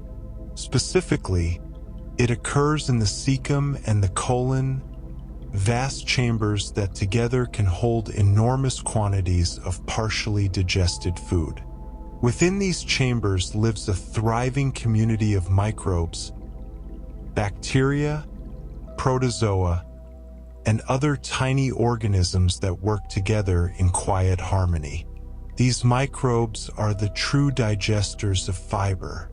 They break down the tough cell walls of plants, the cellulose and other complex carbohydrates that the horse's own enzymes cannot touch. And as they do this work, they produce volatile fatty acids, which are absorbed through the walls of the intestine and used by the horse as a primary source of energy. It is a beautiful partnership, really. The horse provides a warm, safe environment and a steady supply of food. The microbes provide the ability to unlock the energy hidden in grass and hay. Neither could thrive without the other. And this quiet collaboration happens constantly, day and night, in the dark, warm chambers of the horse's hindgut. Now, you might wonder why the horse's stomach is so small, given how much they eat. And this is a lovely question, for it leads us to appreciate the elegance of their design. A horse's stomach holds only about 8 to 15 liters, which is quite modest for an animal of their size. Compare this to the vast, multi-chambered stomach of a cow, or even the simple but larger stomach of a human relative to body size, and you begin to see that the horse's stomach is not meant to be a storage vessel. It is a processing station, a place where food passes through rather than lingers. Food moves through the horse's stomach relatively quickly, often in as little as 15 to 30 minutes. This rapid transit means that the stomach is designed for frequent small meals rather than occasional large ones. When a horse eats too much at once, or when meals are spaced too far apart, the system can become stressed. But when food arrives in small, steady amounts, as it does during natural grazing, everything flows smoothly. The stomach does its work and passes the material along to the intestines, where the real magic of digestion continues. And here is something quite wonderful to consider. To support this constant grazing, a horse produces an astonishing amount of saliva each day. somewhere between 10 and 40 liters depending on how much they eat and chew. This saliva is far more than simple moisture. It contains bicarbonate, a natural buffer that helps neutralize the acid in the stomach. This is important because the horse's stomach, unlike ours, produces acid continuously, whether there is food present or not. In a grazing horse, the steady flow of saliva helps keep this acid in check, protecting the sensitive stomach lining. Saliva also contains enzymes that begin the breakdown of carbohydrates, starting the process of digestion even before the food reaches the stomach. So each slow, patient chew is doing important work, mixing the food with this helpful fluid, preparing it for the journey ahead. This is one of the reasons why horses are meant to chew for many hours a day. The act of chewing itself, the physical grinding of food between the teeth, stimulates the production of saliva. And this saliva, in turn, keeps the digestive system balanced and healthy. It is a quiet cycle, a gentle rhythm, and it has been turning in horses for millions of years. Here is another interesting detail of equine digestion, one that sets horses apart from many other animals. Horses do not have a gallbladder.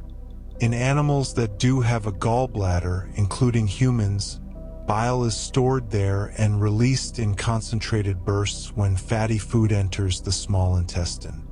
Bile helps to emulsify fats, breaking them into smaller droplets that can be more easily digested and absorbed. But horses, who evolved on a diet of grass and other low-fat plant material, had little need for this storage system.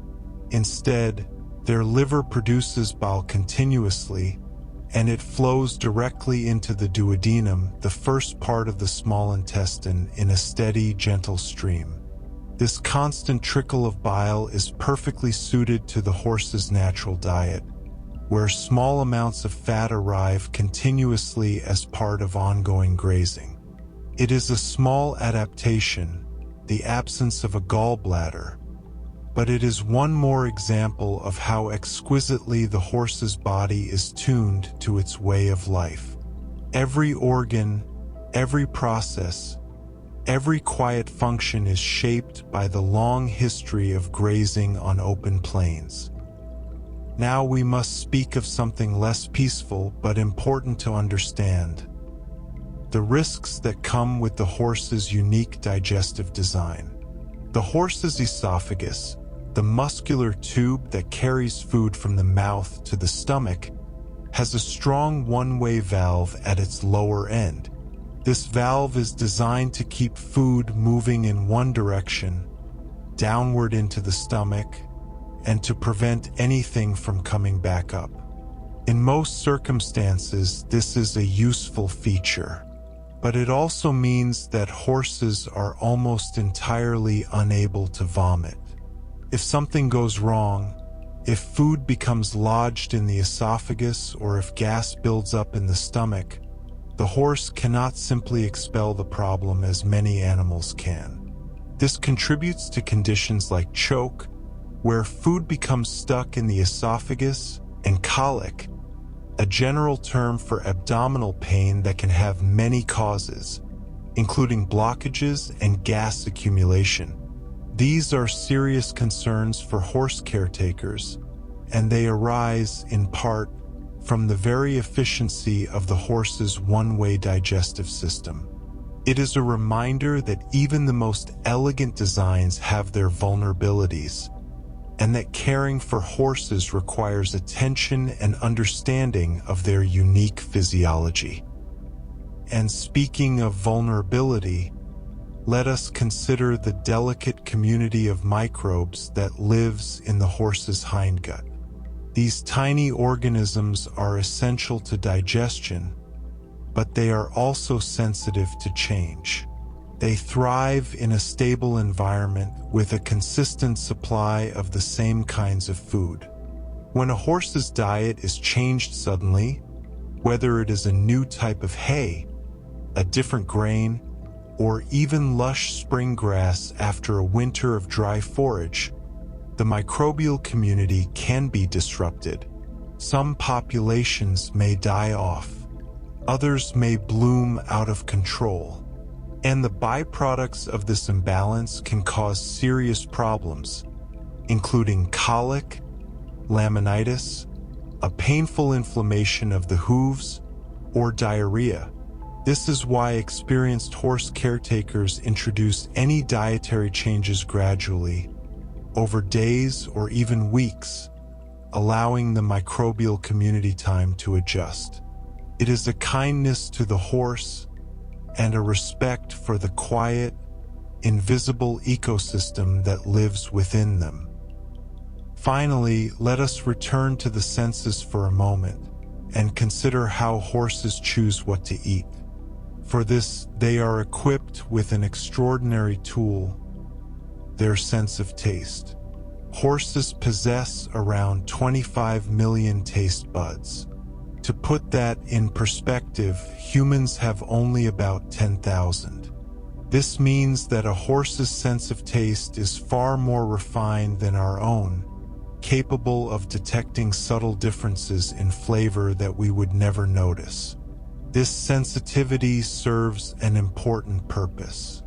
In the wild, horses must navigate a landscape full of plants, some nourishing, some neutral, and some potentially toxic.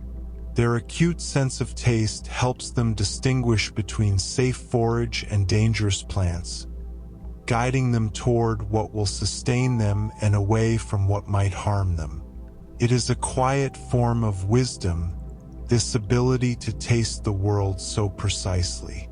And it is one more way that horses are beautifully adapted to their lives as grazers, moving slowly across the land, tasting and choosing, always nourished by the patient work of finding the right food. And so we have explored the gentle rhythms of the horse's digestive life, the small stomach and the long intestine, the hours of quiet grazing, the warmth of fermentation, the river of saliva, the steady trickle of bile, and the vast community of microbes working in silent partnership. We have seen how the horse is designed for constant, patient eating, and how this design brings both strengths and vulnerabilities. As you rest now, perhaps you can imagine a horse in a moonlit meadow, grazing peacefully through the night. The soft sound of tearing grass, the slow movement from one tuft to the next, the quiet warmth building inside as fermentation does its work. It is a scene of perfect calm, of an animal at home in its nature, doing what it was made to do. Let that image carry you gently onward as we continue our journey together through the peaceful world of horses. Let yourself drift a little deeper now, your body growing heavier, your thoughts growing softer.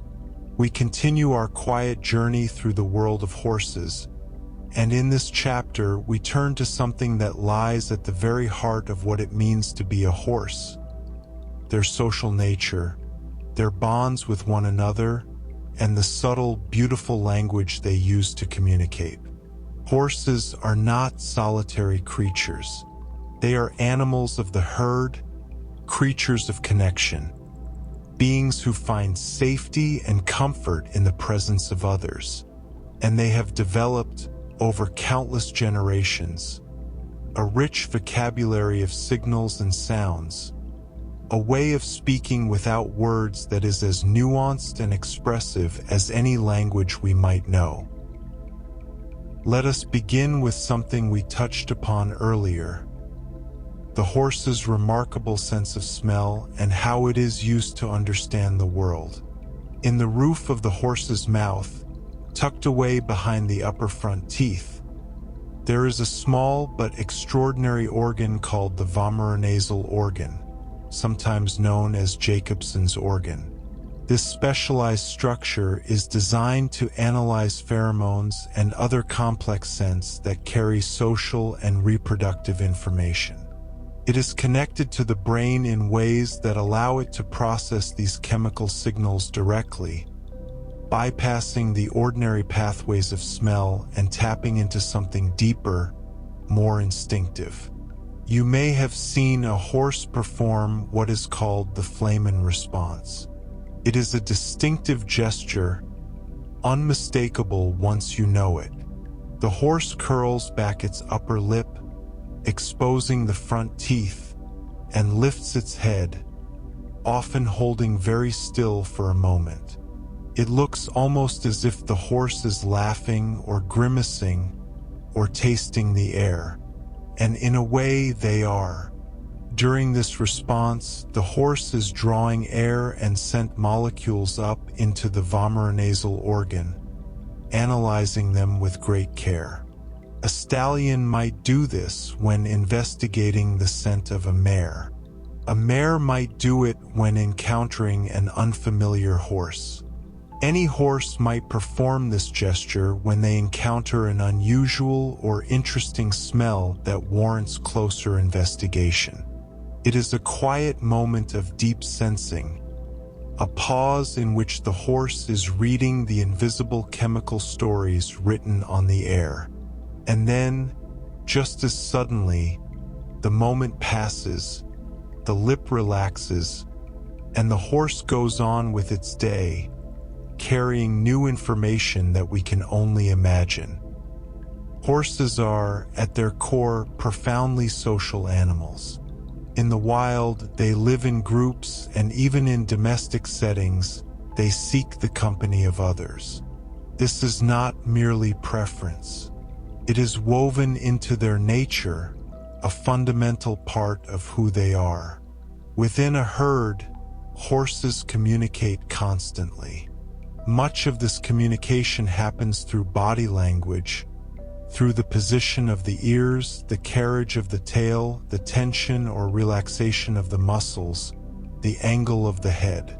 A horse can say a great deal without making a sound, and other horses are always watching, always reading, always responding to these silent messages. But they also use vocalizations, the soft nicker of greeting, the high whinny of excitement or alarm, the squeal of warning or displeasure. These sounds carry meaning, and horses learn from birth to understand them, to add their own voices to the ongoing conversation of the herd. It is a rich and subtle language, one that we can only partially understand. But even a little understanding opens a window into the horse's world, revealing the depth of their social bonds and the care with which they communicate. In truly wild or feral conditions, such as those of the mustangs that roam parts of North America, horses form social structures of surprising complexity. These are not random gatherings of animals. They are organized groups, what we might call bands, with stable membership and clear relationships. A typical band might consist of a dominant stallion, several mares, and their offspring. The mares often form the core of the group, with bonds between them that can last for many years. There is often a lead mare, a wise and experienced female who guides the group's movements, deciding when to travel to water, when to seek shelter, when to move to new grazing grounds. The stallion, for all his apparent dominance, often follows her lead in these practical matters. Young horses grow up within these bands, learning the rules of social life, the language of posture and sound, the rhythms of movement and rest. When they reach maturity, young males often leave to form bachelor groups or to challenge for their own bands, while young females may be absorbed into other groups. It is a dynamic, living society, shaped by relationships and hierarchies, by friendships and rivalries, by the slow accumulation of trust and experience. And it has persisted in various forms for millions of years. When we speak of a group of horses, we might use several different words, each carrying its own shade of meaning. A team of horses traditionally refers to a group working together, pulling a carriage or a plow, united by harness and purpose. A band often describes a wild or feral group, a social unit roaming freely across the landscape. And a herd is a more general term used for any gathering of horses, whether wild or domestic. These words reflect the different ways horses come together, the different contexts in which they live. But underlying all of them is the same fundamental truth. Horses are creatures of the group. They are not meant to be alone. This brings us to something important, something that anyone who cares for horses should understand. Horses have a deep social need. They crave the presence of others, the comfort of companionship, the reassurance that comes from being part of a group. When a horse is kept completely alone, without other equines or close companions, they can experience real distress. This is not merely boredom or restlessness. It can manifest as genuine stress, anxiety, or even depression. A lonely horse may pace, may develop repetitive behaviors, may lose interest in food or surroundings. They are suffering in their quiet way from the absence of what they need most: connection. This is why thoughtful horse caretakers ensure that their animals have companionship. If another horse is not available, other animals can sometimes fill the gap. Goats, donkeys, even calm dogs have been known to provide comfort to a solitary horse. But the ideal, whenever possible, is the presence of another horse, a fellow being who speaks the same language and shares the same needs. It is a gentle reminder that horses, for all their strength and independence, are vulnerable in this particular way. They need each other, and in caring for them, we must honor that need. Let us return now to the language of the body, for there is much more to explore. Horses communicate subtle emotional states through a vocabulary of physical signals that experienced handlers learn to read. The position of the ears, the tension in the face, the carriage of the tail, all of these speak volumes to those who know how to listen. A relaxed horse often has ears that are soft and mobile, turning gently to follow sounds but not fixed rigidly in any direction. The muscles of the face are loose, the nostrils calm, the eyes soft. The tail hangs naturally, perhaps swishing occasionally at a fly, but without tension or agitation. A worried or alert horse tells a different story. The ears may prick sharply forward, fixed on something in the distance. The eyes may widen, showing more white than usual. The muscles of the face may tighten. The nostrils may flare. The whole body may become still and tense, ready to flee. The tail may rise or clamp down, depending on the nature of the concern. An angry or threatened horse may pin the ears flat back against the head, a clear warning to stay away. The tail may swish sharply. The teeth may be bared. The body may shift into a posture of aggression. These are signals that other horses understand instantly, and that wise humans learn to heed. Learning to read these signals is part of building a relationship with horses.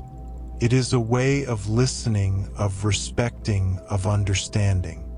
and it deepens the bond between human and horse, creating a channel of communication that goes beyond words. The ears, eyes, and nose work together to create a portrait of the horse's inner state. When all three are focused forward, ears pricked, eyes wide, nostrils perhaps slightly flared, the horse is paying intense attention to something ahead. This might be curiosity or it might be alarm. The context tells the story. When the ears swivel back, one or both turning toward the rider or handler, the horse is dividing attention, listening to what is behind while still watching what is ahead. This is often a sign of engagement, a horse that is aware of its human partner and responsive to their presence. When the ears are relaxed and the eyes are soft, when the breathing is calm and the whole body seems at ease, the horse is content. This is the quiet state of a horse at peace with its surroundings, a horse that feels safe and comfortable. These signals are not hidden or mysterious. They are there for anyone who takes the time to notice, to watch, to learn. And in learning them, we enter a little further into the horse's world. Now let us speak of sound again, for the horse's voice carries meaning across distances that body language cannot reach. A whinny is one of the most recognizable sounds a horse makes. It is a high, loud call that can carry for hundreds of meters, cutting through the quiet of a field or the bustle of a barn. And it is not a simple, uniform sound. Whinnies can convey specific emotions, different messages depending on the context and the situation. A horse separated from its herd might whinny with a note of anxiety, calling out to locate companions. A horse that sees a familiar friend approaching might whinny with excitement, a greeting filled with anticipation. A horse sensing danger might produce a sharper, more urgent call, alerting others to the threat. Other horses can hear these differences, can distinguish between the call of one individual and another, can read the emotional content of the sound. And so the whinny becomes a bridge across space, a way of maintaining connection even when visual contact is lost. It is a beautiful thing, really, this ability to speak across distances, to say, "I am here," or "Where are you?" or "Something is wrong," with just a single carrying call. Here is something that may surprise you. Horses are capable of reading human faces. Studies have shown that many horses can distinguish between basic human facial expressions, and that they may respond differently depending on whether a person appears angry or happy. When shown photographs of humans with angry expressions, horses often display signs of stress. Their heart rates may increase. They may turn their heads to view the image with their left eye, a pattern associated with processing negative or threatening stimuli. When shown happy faces, they are typically calmer, more relaxed. This suggests that horses are not only attuned to the signals of their own kind but are also paying attention to us, reading our emotions through the subtle cues of our faces. It is a reminder that the relationship between horse and human is a two-way communication, that they are watching us just as we are watching them. And it is, perhaps, an invitation to be mindful of what we bring to our interactions with horses. Our expressions, our emotions, our inner states are not invisible to them. They see and they respond. Finally, let us return to the horse's vision, for it plays a crucial role in their awareness of the world. Horses can process visual information with remarkable speed. Their eyes are designed to detect motion rapidly, to notice the smallest movement in their environment that might signal danger. This is a legacy of their prey ancestry, the long ages when survival depended on seeing the predator before the predator could strike. A flicker of movement in the grass, a shadow passing across the corner of vision, a sudden shift in the landscape. All of these are registered instantly, triggering alertness and, if necessary, flight. This sensitivity to motion is part of why horses sometimes seem to spook at things we do not notice. A plastic bag drifting on the wind, a bird bursting from a bush, a distant flag flapping in the breeze. These are detected in an instant, processed as potential threats, and responded to before the conscious mind has fully caught up. Can be startling for us, this rapid reactivity. But it is simply the horse being a horse, doing what millions of years of evolution have taught them to do. Staying alert, staying aware, staying alive. And so we have explored the social world of the horse, the bonds that tie them together and the language they use to maintain those bonds. We have seen how they communicate through scent and sound and posture, how they form stable groups with complex relationships, how they suffer when isolated and thrive when connected. We have learned that they watch our faces, read our emotions, and respond to the world with a speed and sensitivity that we can only admire. As you rest now, perhaps you can imagine a peaceful herd at dusk. The horses stand close together, some grazing, some resting, their ears turning gently to catch the sounds of evening. A soft nicker passes between two friends. A foal presses close to its mother's side. The world is quiet, and the herd is whole, and everything is exactly as it should be. Let that image hold you softly as we continue our journey together.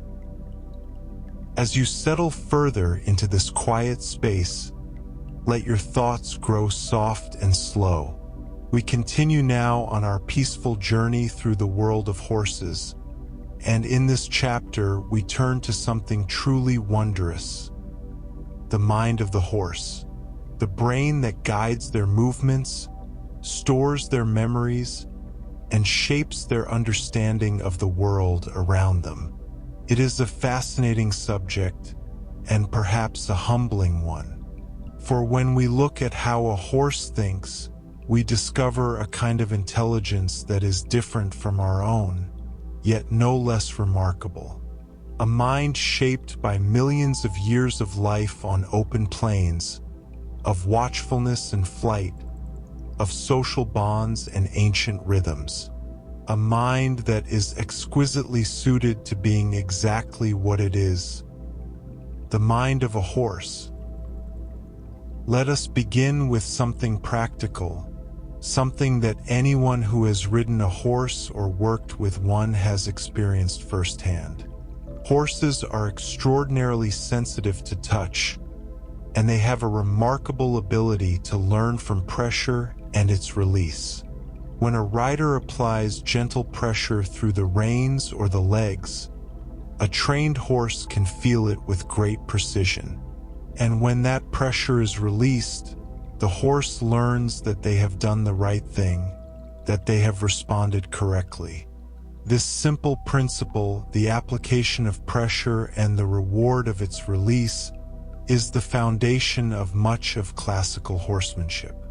It is why a skilled rider can communicate with the subtlest of signals: a slight shift of weight, a gentle squeeze of the calf, a barely perceptible movement of the fingers on the reins. The horse feels all of it, understands all of it, and responds with a willingness that can seem almost magical to those who do not know the secret. But there is no magic, only sensitivity and learning. The horse's skin, as we have discussed, is alive with nerve endings, and their mind is beautifully adapted to making connections, to understanding that certain pressures mean certain things, and that responding brings relief and harmony. It is a quiet conversation, this communication between horse and rider, a dialogue of touch and response, of request and answer. And it is one of the great joys of working with horses, this ability to speak through the body, to be understood without words. Now let us turn to the brain itself, the physical organ that makes all of this possible. The horse's brain is, compared to their body size, relatively small. It weighs around 600 to 700 grams, which is roughly the size of a large grapefruit. In proportion to the horse's total body weight, this represents only about 1/10 of 1%.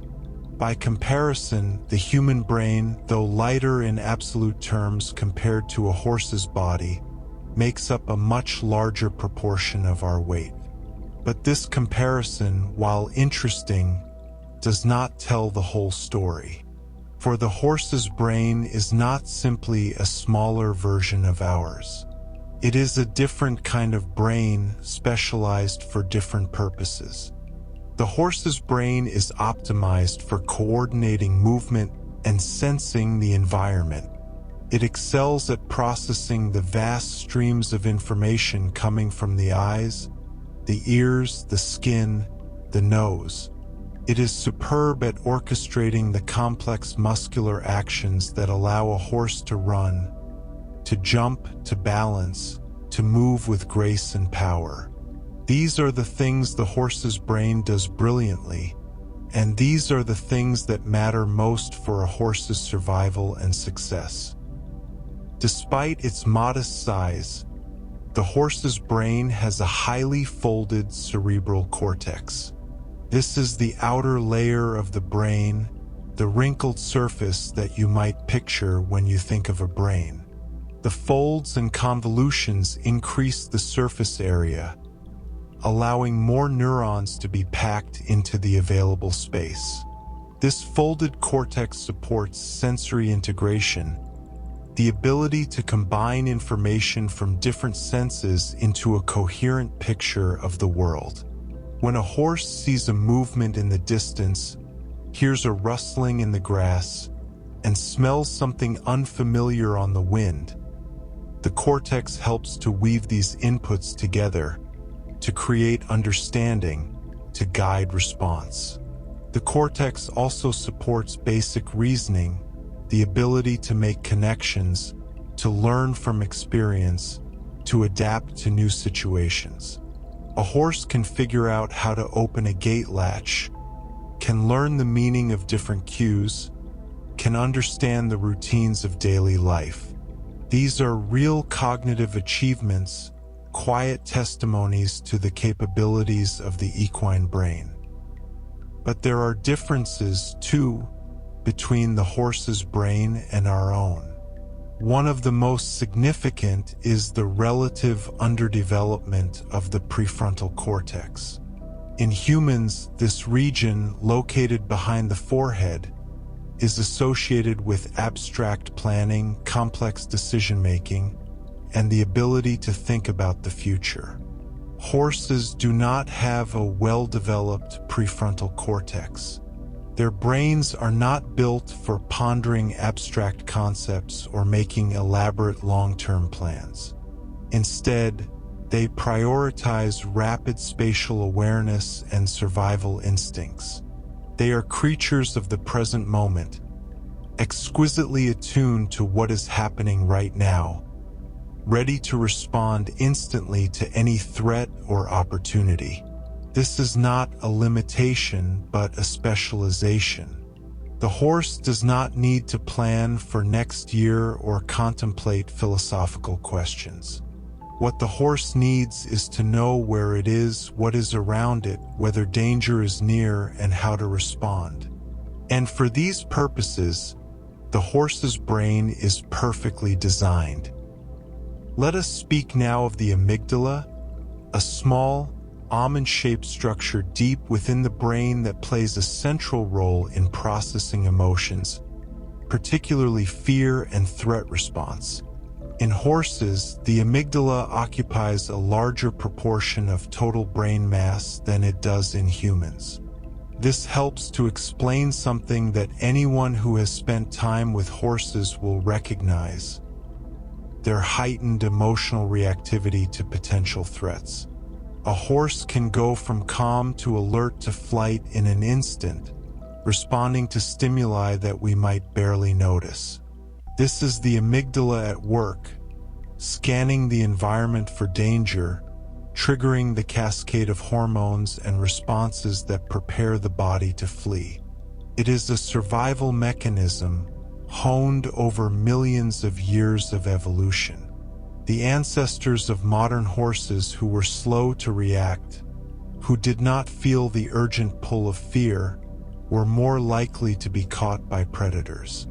Those who responded quickly, whose amygdalas fired rapidly and strongly, were more likely to survive and pass on their genes.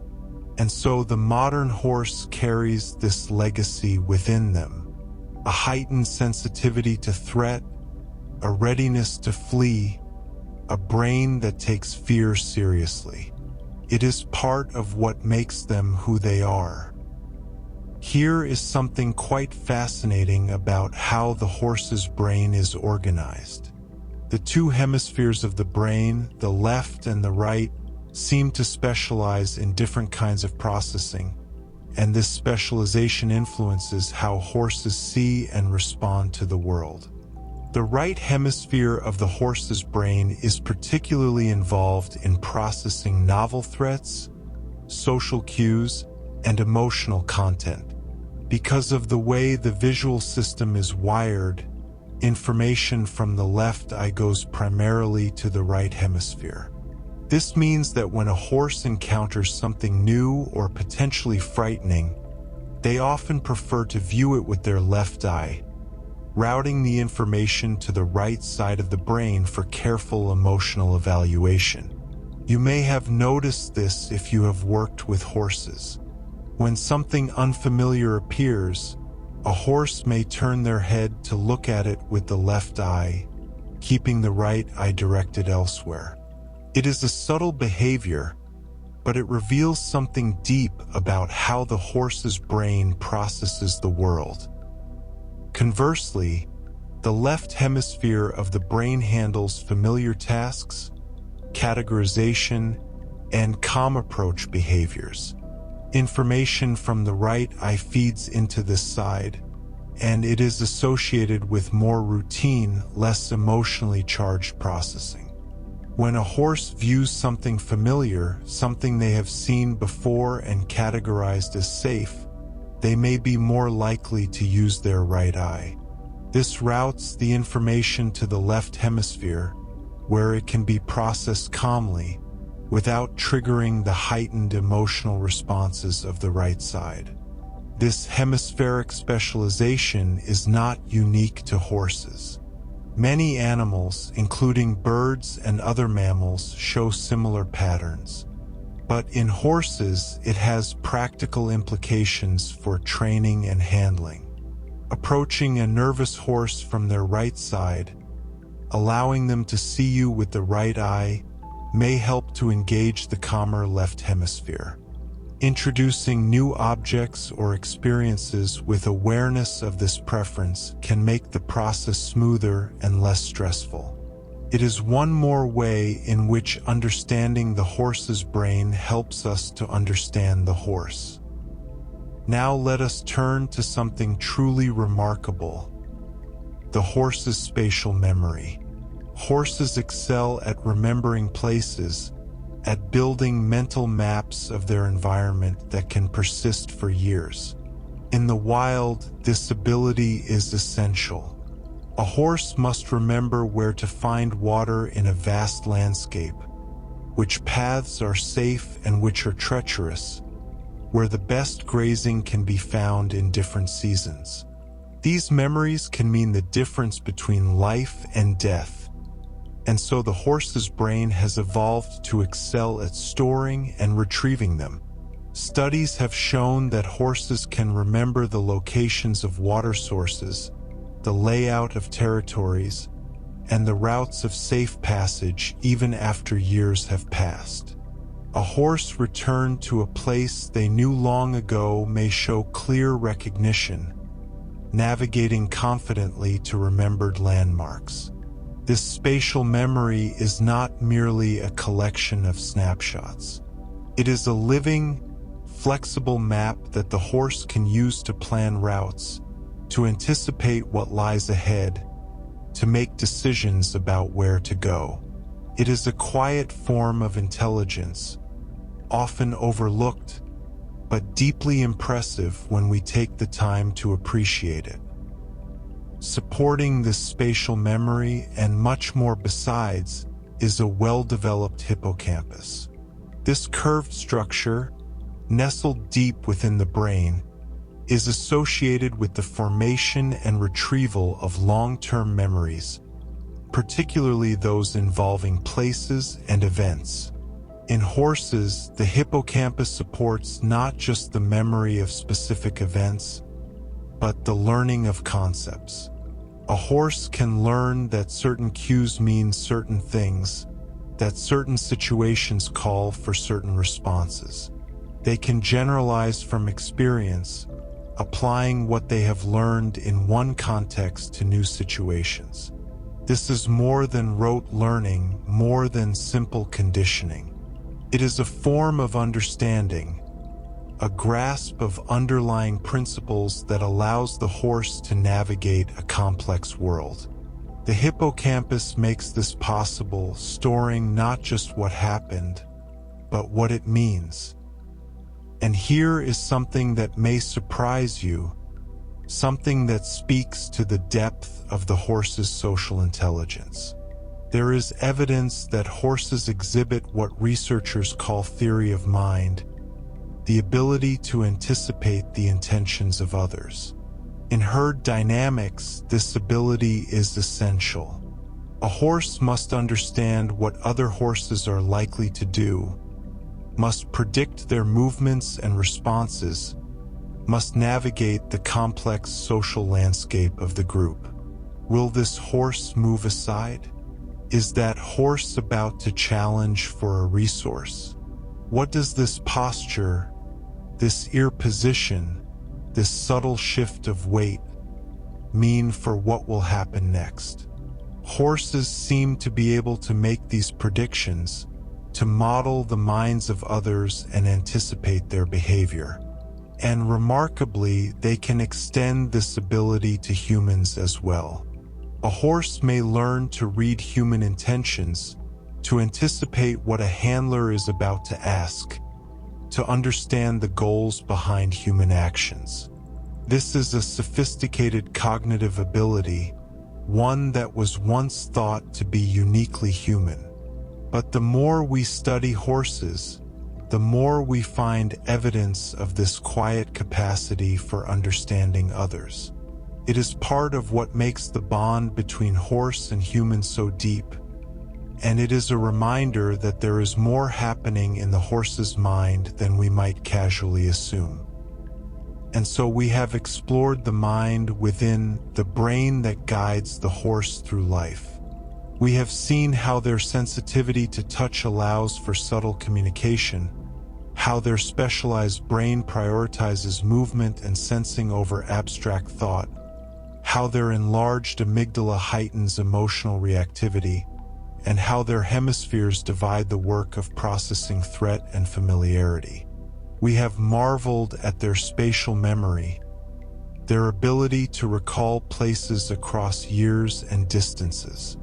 We have considered the hippocampus and its role in deep learning, and we have glimpsed their capacity for understanding others, for anticipating intentions, for navigating the social world with quiet intelligence.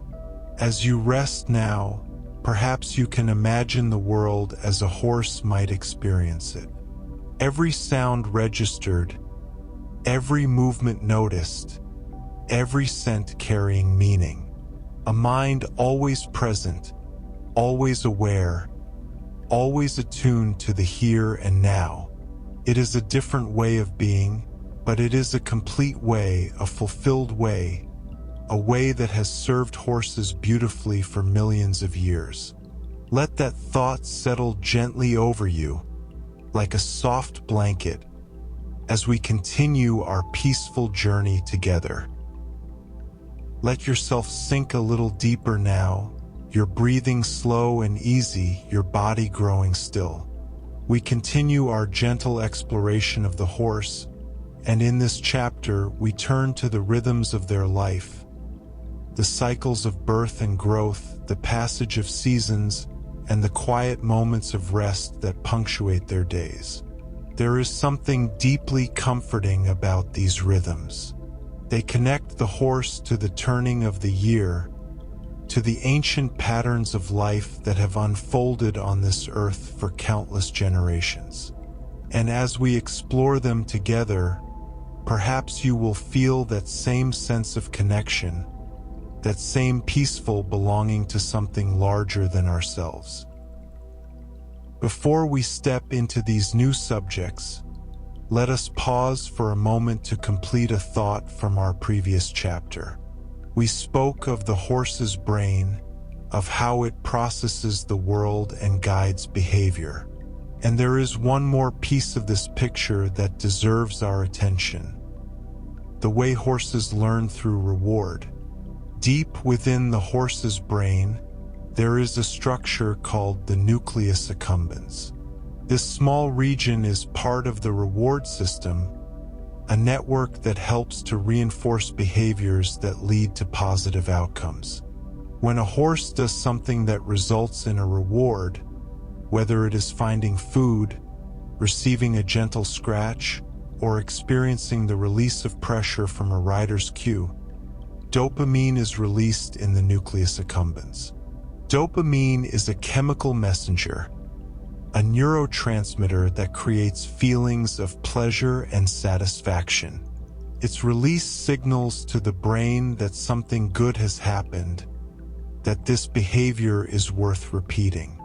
Over time, the connection between the action and the reward becomes stronger, and the behavior becomes learned, ingrained, automatic. This pattern is not unique to horses. It is shared across mammals, a common thread in the tapestry of learning and motivation. When you train a horse with kindness and reward, you are working with this ancient system, speaking a language that the horse's brain understands at the deepest level. It is a reminder that positive reinforcement is not merely a training technique. It is aligned with the very structure of the horse's mind, with the way their brain is built to learn and grow. Now let us turn to the beginning of life, to the quiet miracle of a horse coming into the world.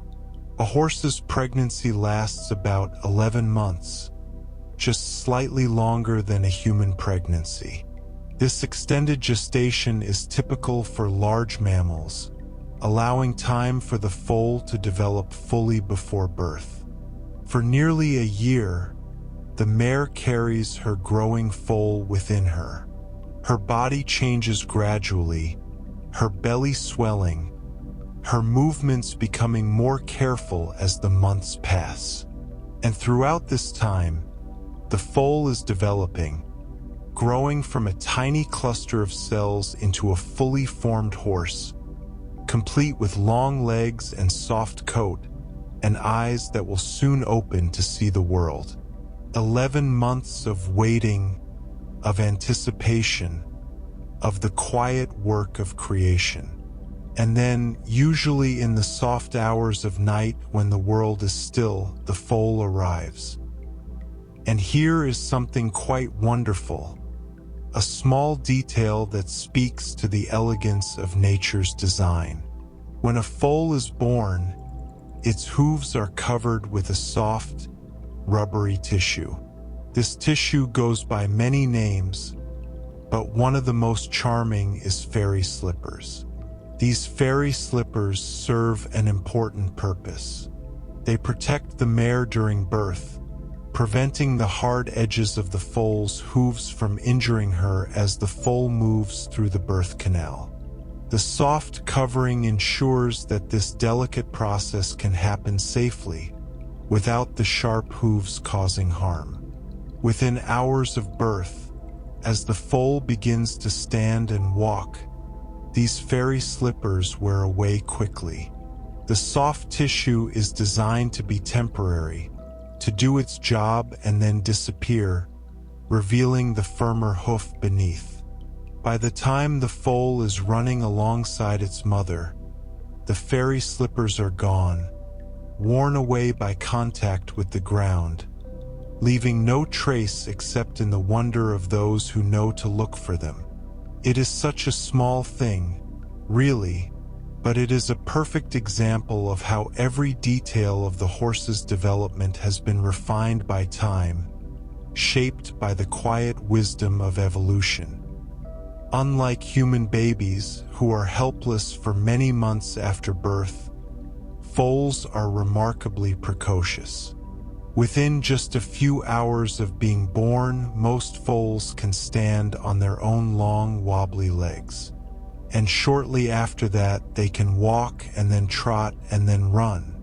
This rapid development is essential for survival. In the wild, a foal that could not keep up with the herd would be vulnerable to predators. There is no time for extended helplessness, no luxury of being carried or hidden away. The foal must be mobile, must be able to follow its mother, must be part of the herd from the very first day. And so they rise, sometimes within an hour of birth, on legs that seem impossibly long and fragile. They stumble and sway, their muscles learning the work of balance for the first time. They fall and rise again, each attempt steadier than the last. And before the day is old, they are walking beside their mothers, their small hooves finding the rhythm of movement that will carry them through life. It is a moment of quiet triumph, this first standing, this first walking. And it happens in pastures and paddocks and wild places around the world. Every day, as new foals take their first steps into life. If all goes well, that foal will have many years ahead of it. Most horses live about 25 to 30 years on average, a generous lifespan that allows for deep bonds to form between horses and their human companions. Some horses, however, live even longer. Individuals have been known to reach their late 30s, and a few exceptional horses have lived into their 40s. These venerable elders, gray around the muzzle and perhaps a little slower in their movements, carry decades of experience and memory within them. The lifespan of a horse means that caring for one is a long-term commitment, a relationship that can span a significant portion of a human life. Children who grow up with a horse may ride that same horse into adulthood. The bond deepens over years, through shared experiences and quiet moments, through challenges faced and overcome together. And when a horse grows old, there is something poignant and beautiful about their presence. They have seen so much, carried so much, given so much. They deserve our gratitude and our gentle care as they move through their final years. As horses grow and mature, their teeth tell the story of their age. An adult horse typically has between 36 and 40 permanent teeth, depending on their sex and individual variation. Male horses usually have extra canine teeth, sometimes called tushes, that sit in the space between the incisors at the front and the molars at the back. These teeth are often absent in mares, or if present, are very small. It is one of the subtle differences between the sexes, visible only when you look closely. The rest of the teeth are designed for the horse's life as a grazer. The incisors at the front crop the grass, cutting it cleanly. The molars at the back grind it down, crushing the fibrous material into a pulp that can be swallowed and digested. These teeth are constantly worn down by the abrasive action of chewing, and they continue to erupt slowly throughout the horse's life, pushed up from below to replace what is lost from above. For centuries, people have judged a horse's age by looking at their teeth, observing the patterns of wear and the changes in shape that come with the years. It is an imperfect science, but it speaks to how central the teeth are to the horse's existence, and how much they can tell us about the life that horse has lived. As the seasons turn, the horse's coat changes with them. In autumn, as the days grow shorter and the air grows cool, horses begin to grow a thicker winter coat. This new growth is denser and longer, providing insulation against the cold that is to come. The trigger for this change is not temperature but light. As daylight hours decrease, the horse's body responds by producing this protective layer, preparing for winter even before the cold arrives. It is a kind of foresight built into the body, a preparation for what the seasons will bring.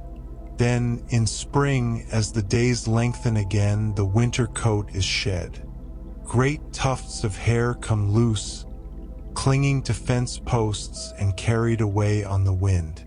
The horse emerges sleeker, their summer coat smooth and shining, ready for the warmth of the months ahead. This natural cycle means that horses can cope with both cold and warm seasons without any need for clothing. Their bodies know what to do, guided by the ancient rhythms of light and season. It is a quiet adaptation, one that connects the horse to the turning of the year in a way that we, wrapped in our artificial environments, sometimes forget.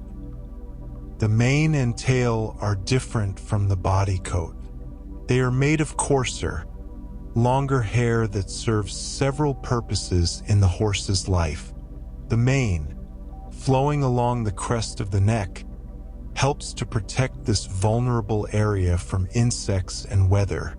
It can shield the neck from rain, provide some defense against biting flies, and offer a small measure of warmth in cold winds. When a horse shakes its head, the mane flies out, helping to dislodge any pests that have landed there. The tail serves similar protective functions for the hindquarters. Its long hairs can be swished from side to side, creating a moving barrier that discourages flies and other insects from settling. On a summer day, you will often see horses standing together, head to tail, each one's tail helping to protect the other's face from flies. It is a small act of cooperation, a quiet mutual care. But the mane and tail are more than practical. They also play a role in communication. The carriage of the tail, as we have discussed, can signal emotion and intent. A raised tail may indicate excitement or alarm. A clamped tail may suggest fear or submission.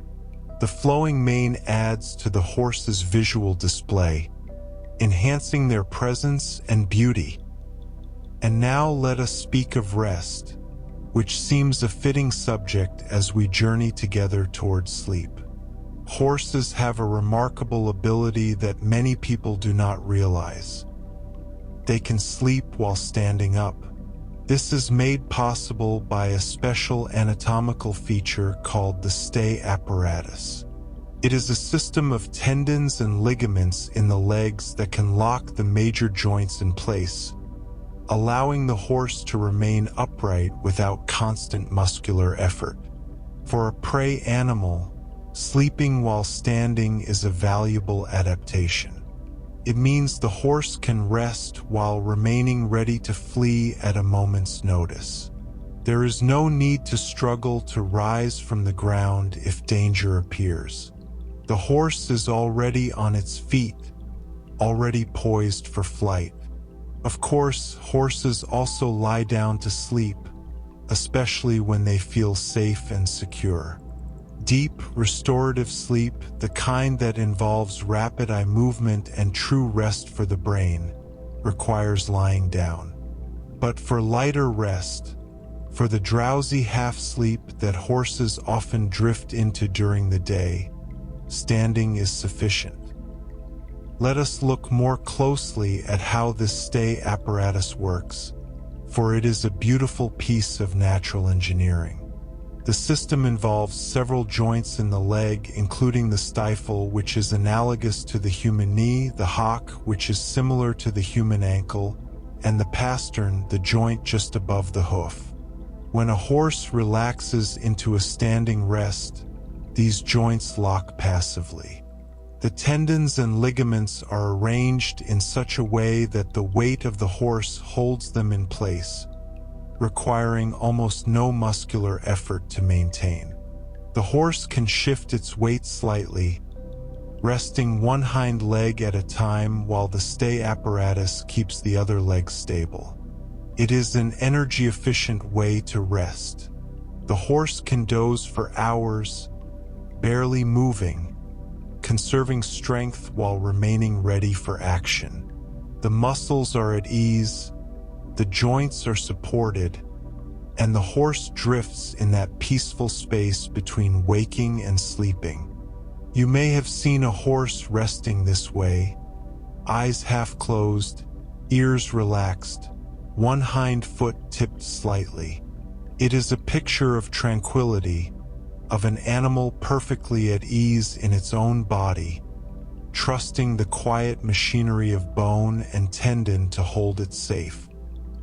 And so we have journeyed through the rhythms of a horse's life, from the dopamine release that reinforces learning, to the 11 months of pregnancy and the soft fairy slippers of the newborn foal. We have watched the foal rise and walk, considered the long years of a horse's lifespan, and examined the teeth that mark the passage of time. We have seen how the coat thickens in autumn and sheds in spring, how the mane and tail protect and communicate, and how the remarkable stay apparatus allows the horse to rest while standing, ready always for whatever may come. These are the rhythms that shape a horse's days and years, the cycles of growth and change, of waking and rest, of season following season in an endless, peaceful pattern. And as you rest now, perhaps you can feel yourself connected to these same rhythms, to the turning of time that holds all living things in its gentle embrace. Let that feeling carry you softly as we continue our quiet journey together. Let your body grow heavier now, sinking into whatever supports you, your breath finding its own gentle rhythm. We continue our peaceful journey through the world of horses, and in this chapter, we will explore more of the quiet workings of their remarkable bodies and minds, the subtle mechanisms that keep them balanced and well, the slow rhythms of their hearts, and the surprising depths of their awareness. There is a kind of poetry in these details, in the way every part of the horse is designed to work in harmony with every other part. And as we explore them together, let the quiet wonder of it all carry you further into stillness. In our previous chapter, we spoke of the stay apparatus, that elegant system of tendons and ligaments that allows a horse to rest while standing. Let us return to this subject for a moment, for there is more to understand about how this remarkable ability works. At the heart of this system is the stifle joint, which sits high on the horse's hind leg, roughly where we might imagine a knee to be, though it is actually more similar in structure to our own knee than to any other joint. This stifle has a special locking mechanism that allows it to engage in a stable position, holding the leg extended without requiring the muscles to work. When a horse settles into a standing rest, this locking mechanism clicks into place. The joint is held firm by the arrangement of bones and the tension of the surrounding structures. The horse can remain in this position for extended periods, dozing peacefully, without experiencing the muscle fatigue that we would feel if we tried to stand for hours without moving. It is an energy-saving adaptation, perfectly suited to an animal that spends so much of its life on its feet. The horse can rest without lying down, can remain alert and ready while still conserving precious energy. And all of this happens automatically, without conscious effort, guided by the quiet wisdom of the body. Now let us turn to the rhythm of the horse's heart, that tireless organ that beats within them from before birth until the very end of their days. And here we find something rather remarkable. The resting heart rate of an adult horse is surprisingly slow. At rest, a healthy horse's heart beats only about 28 to 44 times per minute. Compare this to the human heart, which typically beats 60 to 100 times per minute at rest, and you begin to appreciate how different the horse's cardiovascular rhythm is from our own. This slow, steady pulse reflects the horse's size and the efficiency of their cardiovascular system. A larger heart, pumping more blood with each beat, does not need to beat as often to supply the body with what it needs. And so the horse's heart works at this measured, unhurried pace, a deep drumbeat underlying all the other rhythms of their life. When a horse exerts itself, running or working hard, the heart rate rises dramatically, sometimes exceeding 200 beats per minute. But in moments of rest, in the quiet hours of grazing or standing in the shade, the heart returns to that slow, peaceful rhythm. It is a comforting thing to imagine, that great heart beating so slowly, so steadily, marking time in the horse's chest like a quiet clock. We have spoken before of the horse's sensitivity to touch, of how they can feel the lightest landing of an insect on their skin. Now let us consider how they respond to these tiny intrusions. Horses have developed several strategies for dealing with flies and other bothersome insects. The most visible is the tail, that long, flowing collection of coarse hair that can be swished from side to side, creating a moving barrier that discourages insects from settling on the hindquarters and flanks. Watch a horse on a summer day, and you will see the tail in almost constant motion, sweeping back and forth in lazy arcs, sometimes flicking sharply to dislodge a particularly persistent pest. It is a simple but effective defense, and it explains why the tail is so long and full. It is a tool designed by evolution for exactly this purpose. But the tail cannot reach everywhere. For the rest of the body, horses rely on a remarkable ability to twitch their skin. Beneath the coat, there are muscles called the cutaneous muscles, which can contract in localized areas, causing the skin to ripple and shake. When a fly lands on a horse's shoulder or barrel, these muscles fire, sending a wave across the skin that dislodges the insect. It happens almost faster than the eye can see, a quick shiver that passes over the coat and is gone. But it is extraordinarily effective, allowing the horse to respond to annoyances across almost the entire body without moving from where they stand. Water is essential to all life, and horses are no exception. A horse drinks a substantial amount each day, typically somewhere between 20 and 45 liters, depending on several factors. Size matters, of course. A larger horse needs more water than a smaller one, simply to maintain the functions of a bigger body. Work level is also important. A horse that is exercising, sweating, working hard will need to replace the fluids lost through exertion. And weather plays its role as well. On hot days, or in dry climates, horses drink more to stay hydrated and cool. If you have ever watched a horse drink, you may have noticed how they lower their head to the water, lips barely touching the surface, and draw the water up in long, slow drafts. They are not lapping like a dog or sipping like a bird. They are pulling the water in through a gentle suction, drinking deeply and steadily until they have had their fill. Access to clean, fresh water is one of the most important aspects of horse care. Without adequate water, digestion suffers, body temperature cannot be properly regulated, and the horse's health declines. But with water freely available, the horse can drink when thirst arises, maintaining the balance of fluids that keeps everything working as it should. Now let us turn to something truly fascinating, something that speaks to the depth of the horse's inner life. There is evidence that horses, after some training and exposure, can recognize themselves in mirrors. This ability, called mirror self-recognition, is considered a marker of self-awareness.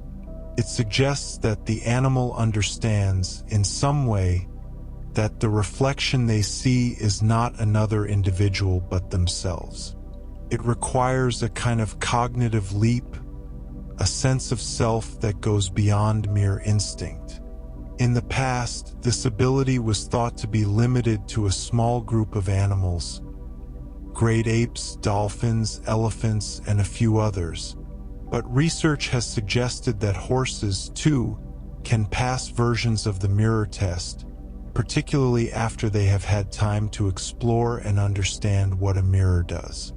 This does not mean that every horse will immediately recognize itself in a mirror.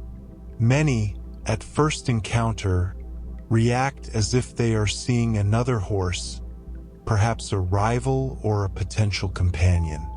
But with time and exposure, some horses come to understand the nature of the reflection, to use the mirror to examine parts of their own body, to show the kind of self-directed behavior that indicates recognition.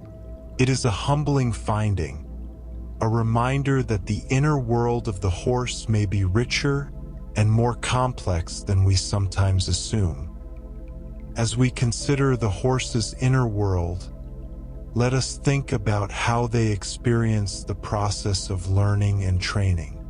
Horses are sensitive creatures, attuned to their environment in ways that can sometimes create challenges when working with humans.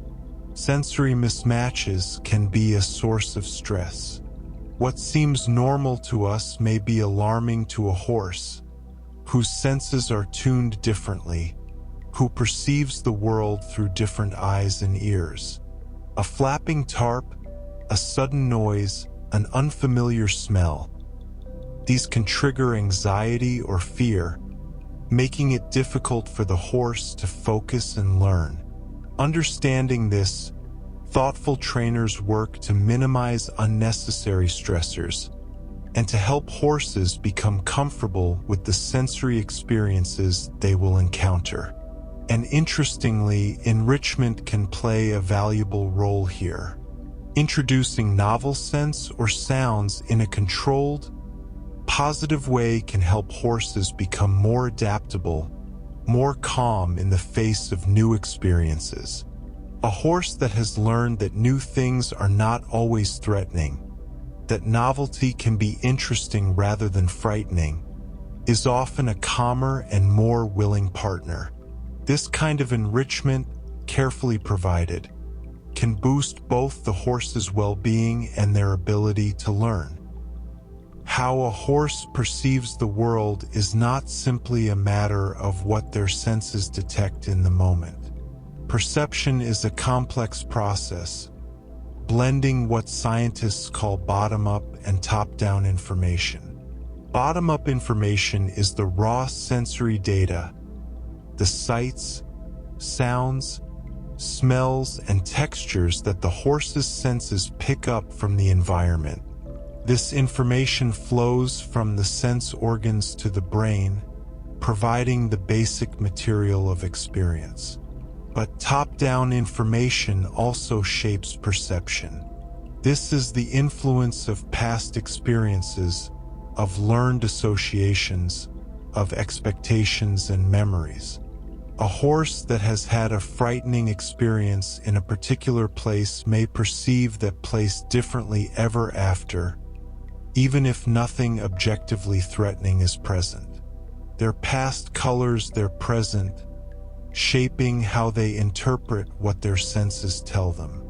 This integration of bottom-up and top-down processing helps to explain the horse's flight responses.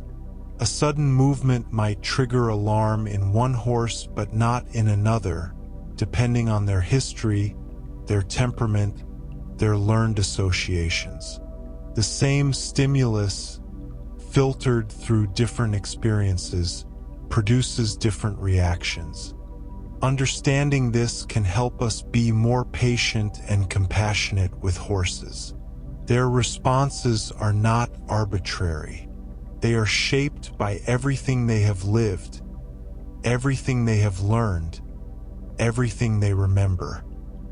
Here is something that may surprise you. Many domestic horses are somewhat nearsighted compared with their wild ancestors. Their vision, while still remarkable in many ways, may not be as sharp at distance as that of horses who lived freely on open plains. This difference appears to be, at least in part, a result of selective breeding. Over centuries, humans have bred horses for many traits: speed, strength, beauty, temperament. But visual acuity at distance was rarely a priority. A racehorse does not need to spot a predator on the horizon. A carriage horse does not need to survey vast territories for food and water. And so, gradually, the sharpness of distance vision may have diminished in some lines. It is a subtle change, not a dramatic impairment, and many horses still see very well. But it is a reminder that domestication has shaped horses in ways both obvious and invisible, altering not just their behavior and form, but even the way they see the world. Finally, let us return to the sense of taste, which we touched upon in an earlier chapter.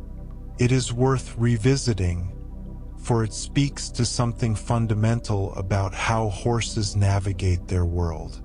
Horses possess around 25 million taste buds, an astonishing number compared to the roughly 10,000 that humans have.